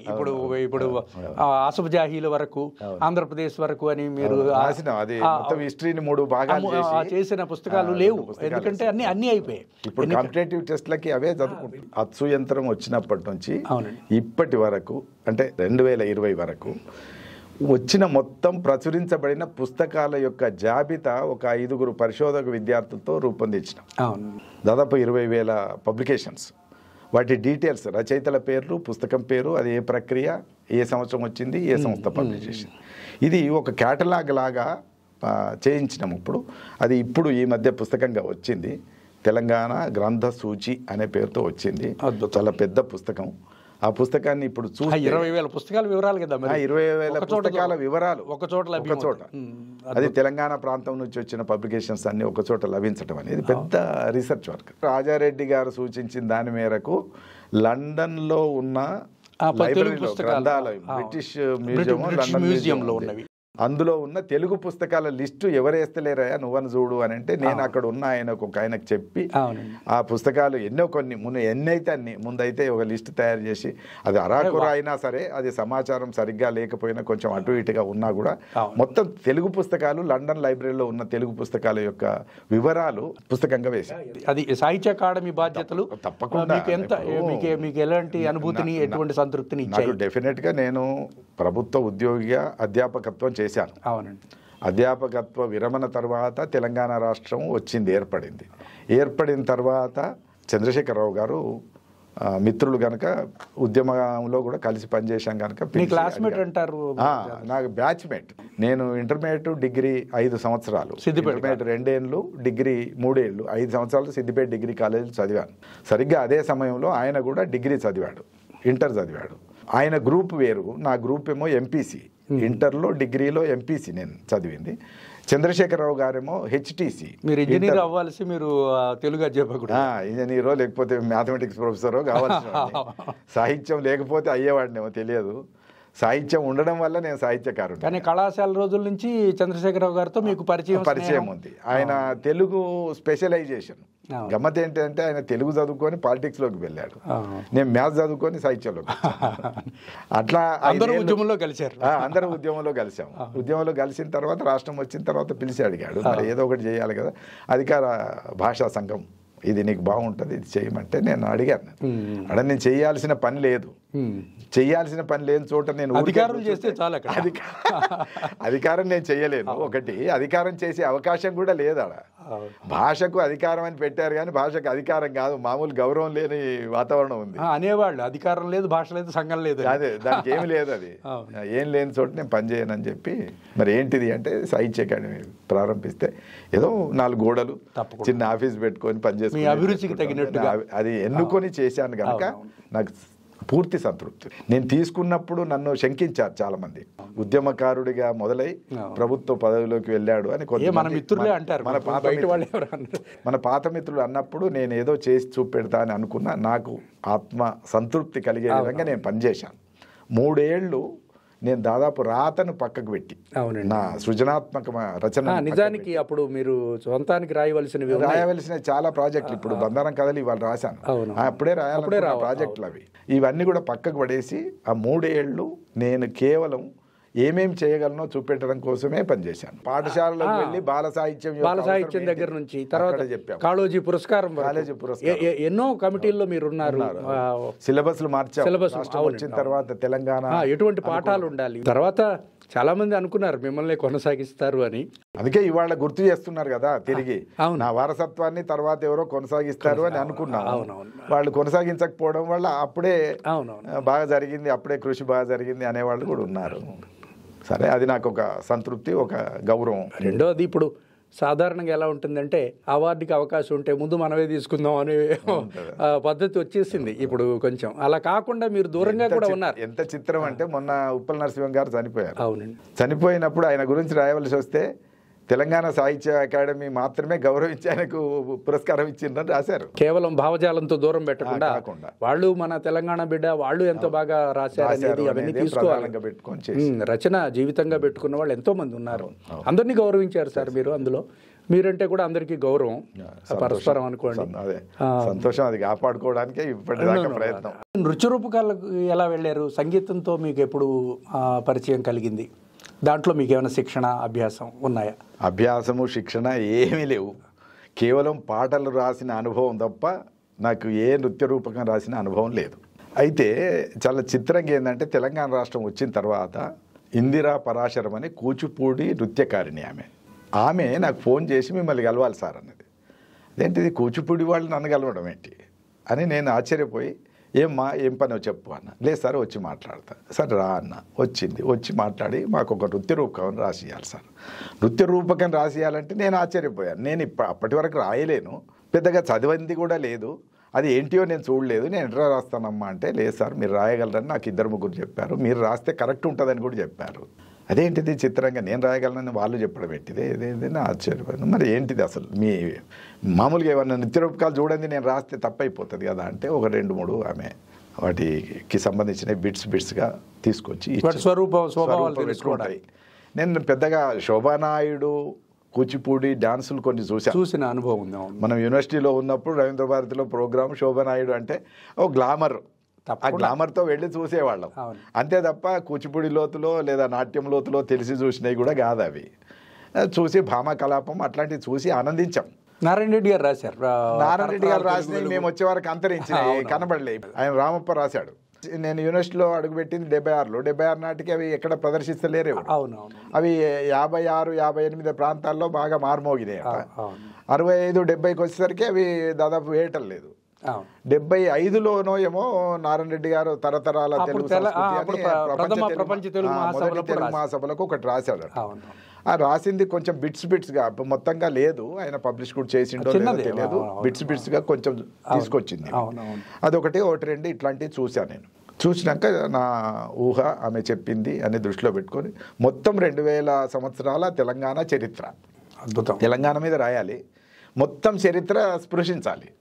అది ఎప్పుడు శాతవాహనుల కాలం నుంచి మొదలు పెడితే ఇక్కడ తెలంగాణ రాష్ట్రం ఏర్పడేదాకా జయశంకరు, కేసీఆర్ దాకా, కాబట్టి ఇక్కడ దాకా రావాలి అన్నప్పుడు ఈ మొత్తం 1 గంట కార్యక్రమంలో 50 నిమిషాలు, ఈ 50 నిమిషాలలో అసఫ్ జాహీలు వీళ్ళందరినీ కూడా స్పృశిస్తూ తెలంగాణ అనగానే గుర్తొచ్చే ఈవెంట్లు మేడారం సమ్మక్క సారక్క జాతర కానుంచి మొదలు పెడితే కాకతీయుల మీద తిరుగుబాటు చేసిన గిరిజన రాజులు వాళ్ళ కథ కానుంచి మొదలు పెడితే భాగమతి, హైదరాబాద్కు భాగ్నగర్ ఎందుకు వచ్చింది, లేదా భాగమతి పేరు మీద భాగ్యనగరం ఎందుకు వచ్చింది, ఇవి తీసుకొని ఇట్లా మొత్తం మన తెలంగాణ రైతాంగ పోరాటం, తెలంగాణ విప్లవోద్యమం, తెలంగాణ ఆంధ్ర రాష్ట్రం 2 రాష్ట్రాల కలయిక, ఇవన్నీ తీసుకొని ఒక 50 నిమిషాల నృత్య రూపకం రాశాను. రాసిన తర్వాత ఈమె ఇందిరా పరాశరం కూచిపూడి నృత్యకారిణి, ఆమె కొరియోగ్రఫీ చేస్తుంది. దానికి నేను రాసిన దానికి నాకు రాశానైతే రాశాను, దీన్ని ఏందో పరిస్థితి అనే ప్రదర్శించేదాకా నాకు నమ్మకం లేదు. డిఎస్వి శాస్త్రి అనేట ఆయన మ్యూజిక్ చేశారు. దానికి సంగీత దర్శకత్వం చేసినాక నాకు ఒకసారి అక్కడక్కడ వినిపిస్తే బాగానే వచ్చింది అనిపించింది, కొంచెం తృప్తి కలిగింది. ఫస్ట్ ప్రదర్శన రవీంద్ర భారతిలో పెట్టి పిలిచింది. వాళ్ళ త్రైలోక్య ఆర్ట్స్ అసోసియేషన్ అని ఉంది, దానికి పిలిస్తే నేను వెళ్ళి చూశాను. చూస్తున్న ఒక 5 నిమిషాల్లోనే నేను అబ్బురపడ్డాను, అది ఇదంతా నేనే రాశాను. చాలా సార్. అంటే అంత బాగా ఆమె కొరియోగ్రఫీ చేసింది. డిఎస్వి శాస్త్రి అంత బాగా మ్యూజిక్ చేశాడు. నేను రాసిన దానికి ఈయన జీవం పోస్తే ఆమె అద్భుతమైన జీవంతో కూడిన కళారూపం ఆమె ఇచ్చింది. సమాహార కళ అయింది, సమాహార కళ అయింది. సంగీత సాహిత్య నృత్య కళ సమాహారం. కాబట్టి అది బాగా వచ్చింది, చాలామంది అభినందించారు. గుడిపూడి శ్రీహరి ఇప్పుడు చనిపోయారు ఆయన. అప్పుడు చాలా కల్చరల్ రిపోర్టర్ ఆయన. అది ఇంగ్లీష్ పత్రికల్లో రాసేవాడు, హిందూకి రాసేవాడు. ఆ గుడిపూడి శ్రీహరి హిందూలో దాన్ని రిపోర్టింగ్ చేశాడు. ఆ నృత్య రూపకం మొదటిసారి చూసి ఆయన చాలా ముగ్ధుడైపోయి నన్ను వచ్చి బాగా అభినందించాడు, ప్రశంసించడం ఏదో మాట వరుసగా చేస్తాం కానీ అద్భుతమైన రివ్యూ హిందూ పత్రికలో రాశాడు. అది చూసినాక నాకు బాగా నమ్మకం ఏర్పడ్డది. అది దానికి బాగా గుర్తింపు వచ్చింది. చాలా చోట్ల ప్రదర్శనలు. తర్వాత అందరూ మిమ్మల్ని అడిగారు నృత్య రూపకం రాయమని సహజంగానే అడుగుతారు. మళ్ళీ వచ్చింది దాశరథి మీద ఒకటి చేద్దాం సార్ అని. దాశరథి జీవితాన్ని ఆధారం చేసుకొని ఇంకొకటి రాశాను. అది కూడా ఈ మధ్య బాగా ప్రాచుర్యంలోకి వచ్చింది. అట్లనే ఆమె మళ్ళీ వచ్చింది. ఈ రెండుతో వచ్చిన ఒక ఆదరణ ఉంటుంది కదా, దానితో మళ్ళీ వచ్చి ఆవిడ అడిగింది ప్రోత్సాహకరంగా ఉంది, రిసీవింగ్ బాగుంది, ఆడియన్స్లో కానీ సాహిత్యకారుల్లో లేదా నాట్యకారుల్లో వాళ్ళ దాంట్లో బాగుంది. దాంతో మళ్ళీ వచ్చి అడిగినప్పుడు ఆమె ఏమి అడిగిందంటే, అన్నదాత ఈసారి కొంచెం కష్టాలు కూడా చూపెడదాం. రైతు కష్టాల మీద రైతు మీద ఒక బ్యాలే కూడా లేదు, ఎవరు నాకంటే ముందే ఎవరు చేయలేదు. తెలంగాణ మీద ఒకటో రెండో వేరే వాళ్ళు చేశారు, కానీ వాటి మీద మనది బాగుంది, ఓకే. కానీ ఈ రైతు మీదే ఎవరు చేయలేదు సార్, ఒకటి చేద్దాం మనం, బాగుంటుంది అని అంటే మళ్ళీ నేను ఇంకొక 45 నిమిషాలు 50 నిమిషాలకు సరిపోను. రైతు జీవితంలో వ్యవసాయం ఎన్ని మార్పులకు లోనైంది, ఎన్ని కష్టాలు పడ్డది, తెలంగాణలో రైతు ఎన్ని కష్టాలు పడ్డాడు, ఒక జాతిని సమాజాన్ని పోషించిన రైతు ఆత్మహత్యలు చేసే పరిస్థితి దాకా ఎట్లా నెట్టుకుంటూ వచ్చాడు. ఇందాక మనం మాట్లాడుకున్నాం, ప్రపంచీకరణ అతన్ని క్రమక్రమంగా తీసుకెళ్ళి స్వయం జీవనం చేస్తున్న దశ నుంచి క్రమంగా జీవితాన్ని వదిలేసే ఒక ఆత్మహత్యల దాకా ఎట్లా తీసుకెళ్ళింది, వ్యాపార పంటలు వాణిజ్య పంటలు వచ్చి అతను ఎట్లా నష్టపరిచాయి, ఇదంతా నేను రాసిన తర్వాత దాన్ని ఆమె అద్భుతంగా, డిఎస్వి శాస్త్రి మళ్ళీ మ్యూజిక్ చేశాడు, అద్భుతంగా చేశాడు. ఈమె మళ్ళీ కొరియోగ్రఫీ చేసింది, అద్భుతంగా చేసింది. మళ్ళీ ప్రదర్శన చూస్తే చాలామంది వచ్చి కళ్ళకి నీళ్ళు పెట్టుకో. చాలా విచిత్రమైన కాంబినేషన్ ఏంటంటే, ఏదైనా రైతు మీద జానపద పక్కీలో ఒకటి అలా వచ్చి ఉండొచ్చు, కానీ కూచిపూడి బాణీలో కూచిపూడి పక్కీలో ఏం జరగలేదు. అందుకని కూచిపూడి వాళ్ళు కూడా చూసి ఈమె చేసినటువంటి అవకాశం ఉందా ఈ ప్రక్రియలో అని వాళ్ళు ఆశ్చర్యపోయారు. ఈవిడ చేస్తున్నప్పుడు చనిపోయిన రైతు యొక్క భార్యగా ఈమె అభినయం చేస్తున్నప్పుడు అందరు కంటతడి పెట్టుకోవాల్సింది, హాల్ మొత్తం. అంత అద్భుతంగా ఈమె చేయటం రాయటం ఇవన్నీ బాగా కుదిరినాయి. ఈ మధ్య దాన్ని సిపిఎం వాళ్ళకి సంబంధించిన బాలోత్సవ్ వాళ్ళు కొంతమంది చూసి వాళ్ళు కనీసం ఒక ప్రదర్శనలు ఈ మధ్య ఇప్పించారు. ఈ అన్నదాత రూపకం పెట్టుకొని మనం విలేజ్లోకి వెళ్తే బాగా పనిచేస్తుంది. సో అట్లా నృత్య రూపకాల్లో ప్రవేశించాను. ఇందిరా పరాశరం అనే ఆవిడ చొరవ వల్ల, కానీ దానివల్ల నాకు ఇంకొక ప్రపంచం, సాహిత్య ప్రపంచమే కాక సినిమా ప్రపంచం, నాట్య ప్రపంచం కూడా నన్ను కొంచెం ఆదరించి గుర్తించి, ఆ తర్వాత ఇందాక మీరు అన్నారు కదా కొన్ని వేరే వాళ్ళు వచ్చి రాయమని అంటే కూడా రాయవలసిన సందర్భం ఏర్పడ్డది. అట్లా 1-2 వేరే కూడా రాశాను. కానీ అది పెద్ద నిధులకు సంబంధించిన ఆర్థిక వ్యవహారం ఉంటుంది దాని వెనక. ప్రొడక్షన్ చాలా కాస్ట్లీ కాబట్టి ఆ ప్రొడక్షన్ కొన్ని జరగలేదు. ఆకాశవాణికి రాసింది కూడా, ఆకాశవాణికి బతుకమ్మ అనే పేరుతో. ఈ క్రమంలోనే ఈమె మొదటి నృత్య రూపకం ప్రదర్శించిన తర్వాత ఒక నటి, ఆమె పేరు భవానీ, ఆమె వచ్చి ఒకటి బతుకమ్మ మీద నాటకం, పద్య నాటకం, అంటే మామూలు నాటకమే కాదు, సామాజిక ఇతివృత్తంతో పాటు పద్యం కూడా కలిసి ఉండాలి అని పద్య నాటకం కావాలని వచ్చి అడిగితే, మరి ఏంటిది అని అంటే, బతుకమ్మ అయితే మనకి అప్పుడు తెలంగాణ రాష్ట్రం వచ్చింది కనుక కొత్తగా బాగుంటుంది అని చెప్పి అంటే, నేను ఆవిడ కోరిక మేరకు ఆ నాటకం పద్య నాటకంగా రాసినప్పుడు ఆవిడ కొన్ని వ్యక్తిగత కారణాల వల్ల, కుటుంబ సమస్యల వల్ల ప్రదర్శన చేయలేకపోయినరు. అది ఒక సందర్భంలో నా దగ్గర ఉందని ఆకాశవాణి మిత్రులకు తెలిసింది, ముఖ్యంగా గోపీచంద్ గారు వెంటనే నన్ను కాంటాక్ట్ చేసి అది మాకు కావాలన్నారు. వెంటనే పంపిస్తే అది 4-5 రోజుల్లో మల్లెగూడ గంగాప్రసాద్, మన గోపీచంద్ ఇద్దరు కలిసి దాన్ని ఆకాశవాణి కళాకారులతో ప్రదర్శింపజేశారు 3 రోజుల్లో. అద్భుతంగా వచ్చింది అది. దానికి కూడా అసలు తెలంగాణ డైలెక్ట్లో ఇంత సౌందర్యం ఉందా, తెలంగాణ భాషలో ఇంత ఆర్ద్రత ఉందా అనేది కూడా కొంతమంది నాకు ఫోన్ చేసి మళ్ళీ అడిగారు, ఇంత చక్కగా రాసిర్రని. అట్లా నాటకం రాసే అవకాశం కూడా నాకు ఆకాశవాణి లేదా భవానీ ఇద్దరు కల్పించారు. నాకు నాటకం అంటే బాగా ఇష్టం, కానీ నేను నాటకాలు రాయలేదు. నాటకాలు రాసే ఒక కోరికను కూడా ఈ రకంగా తీర్చుకునే అవకాశం నాకు దొరికింది. బందారం కథలు ఇటీవల ప్రచురణ. అవును. దీనికి నేపథ్యం ఏంటి సార్? విద్యార్థిగా ఉన్నప్పుడు చాలా కథలు రాశాను నేను. నేను వారపత్రికలు మాసపత్రికలు కూడా ఎక్కువ చదివేవాడిని. కథారచన కూడా చేయాలని సీరియస్గా అనుకున్నవాడిని. నేను అట్లా అనుకున్నప్పుడు కథలు రాస్తూ విద్యార్థి దశలో ఒక రకంగా చెప్పవలసి వస్తే నన్ను ఆర్థికంగా ఆదుకున్నది కథలే. కవిత్వానికి 10 రూపాయలు ఇచ్చేవాళ్ళు, కథ రాస్తే 50 రూపాయలు. కొంతమంది ఇచ్చేవాళ్ళు కాదు, కొంతమంది అంటే కొద్దిమంది ఇచ్చారు, అప్పుడు కథలకి ఇస్తున్నారు. అనుకోకుండా ఏమైందంటే 2 వారపత్రికల్లో, ఒక మాసపత్రికలో ఒక వారపత్రికలో కథల పోటీలో నాకు ప్రైజులు వచ్చినాయి. దీపావళి కథల పోటీ, జ్యోతి మాసపత్రిక, వేదాంత లీలావతి వాళ్ళు నడిపే పత్రిక దీపావళి కథల పోటీ పెట్టారు. దాంట్లో ఆట అనే కథకు ప్రత్యేక బహుమతి వచ్చింది. నాకు మెసు బిల్లులు ఉండే కాదు, తినడానికి డబ్బులు కట్టుకునే లీలావతి రాఘవయ్య గారు వారు నడిపిన పత్రికలో ఒక బహుమతి వస్తే దాంట్లో అప్పుడు 116, ఒక నెల మెసు బిల్లు వెళ్ళిపోయింది. చాలా సంతోషం. అట్లనే పెద్ద అమౌంట్. ఆంధ్ర పత్రిక సచిత్ర వారపత్రిక సంక్రాంతి కథల పోటీ పెట్టింది. పెడితే దాంట్లో 3rd ప్రైజ్ వచ్చింది. ఆ 3rd ప్రైజ్ వస్తే 1300 వచ్చింది. అది ఆ 1300 వస్తే నాకు ఆ సంవత్సరం వెళ్ళిపోయింది. అది 1300 చాలా 1300 నెలకు 120 110 ఉండేది మెస్ బిల్లు. అట్లా 1300 వస్తే నాకు సంవత్సరం అంతా ఒక్క కథ నన్ను సాధింది. కథలు చాలా సంపాదించుకున్నారు, భోజనం పెట్టింది. అట్లా కథలు రాశాను. ఆ కథలన్నీ కలిపి అప్పుడు వేయలేదు. తదనంతర కాలంలో మొన్న 2016లో చిత్రకర్ణ అనే పేరుతో కథలు వేశాను. వేసినాక దానికి కొంత తెలంగాణ అస్తిత్వం ఒకటి ఉంది కాబట్టి కొంత గుర్తింపు వచ్చింది. దాని తర్వాత నా కాన్సెప్ట్ ఏంటిదంటే మా ఊరి కథలు రాయాలి. దీనికి ప్రేరణ ఏంటిది అంటే, నేను 9వ తరగతి తర్వాత 10వ తరగతిలో ఉన్నప్పుడు, ఈ తెలంగాణ ఉద్యమం వచ్చి స్కూళ్ళు బంద్ అయి ఉన్నప్పుడు మా ఊరికి ఒక లైబ్రరీ వచ్చింది. గ్రామ పంచాయతీకి కొన్ని పుస్తకాలు ఇచ్చారు. అప్పుడు ప్రభుత్వం ఎందుకు అట్లాంటి ఆలోచన చేసిండ్రో తెలియదు, కానీ ఒక 200 పుస్తకాలు పంపించారు బందారం గ్రామ పంచాయతీకి. పంపించిన దాంట్లో మా ఊరి కథలు అని తాళ్ళూరి నాగేశ్వరరావు రాసినటువంటి కథల సంపుటి ఒకటి నాకు అందులో దొరికింది. తాళ్ళూరి నాగేశ్వరరావు గుంటూరు జిల్లా. అక్కడి వాళ్ళ ఊరికి సంబంధించిన కథలు నేను, ఎందుకంటే ఆనాటి నుంచి ఇవాళ వరకు మళ్ళీ చదువుదామంటే నాకు ఆ పుస్తకం దొరుకుతలేదు. మొన్న దొరికినట్టే దొరికి చేతి నుంచి జారిపోయింది. 10వ తరగతి చదువుతున్న ప్రాయంలో నన్ను బాగా ఆకర్షించిన పుస్తకం తాళ్ళూరి నాగేశ్వరరావు. తాళ్ళూరి నాగేశ్వరరావు గారు తెలంగాణ తెలుగు అకాడమీలో పనిచేశారు. కాకపోతే అకాల మృత్యు అయింది. చాలా తొందరగా చనిపోయారు. ఆ విధంగా మీకు మా ఊరి కథలు నేనెందుకు రాయొద్దు అనేది నాకు ఎప్పటి నుంచి 10వ తరగతి నుంచి ఉన్నది కోరిక. ఆ 10వ తరగతి నుంచి ఉన్న కోరిక నా ప్రాజెక్టులలో వాయిదా పడుతూ ఈ ఒత్తిళ్లు తిరుగుళ్ళు వీటిలలో వాయిదా పడుతూ, ఉద్యమాల వల్ల వాయిదా పడుతూ ఈ మధ్య నాకు కొంచెం ఖాళీ దొరికింది. ఖాళీ దొరికినందువల్ల కొంచెం ఈ కరోనా రావటం వీటన్నిటి వల్ల కూడా ఖాళీ దొరికింది. ఆ ఖాళీ దొరికినందువల్ల నేను ఇది ప్రాజెక్టు ముందటేసుకుందామని చెప్పి అనుకున్నా. నాకు ఆ టైంలో దత్తయ్య అని ఈ మూసీ పత్రిక దానికి బాధ్యతలు చూస్తాడు ఆయన.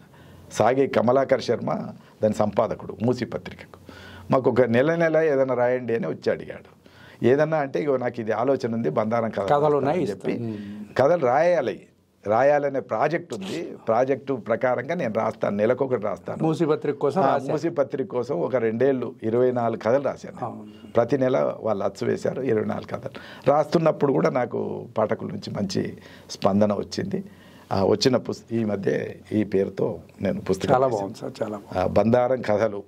మా ఊరు 65, 75, 80 మధ్య కాలంలో మా ఊర్లో ఏమేమి సంఘటనలు జరిగినాయి, ఎట్లా ఉన్నది. నా బాల్యం లేదు ఇలా, మళ్ళీ నేను పాత్రధారిగా లేని అక్కడ.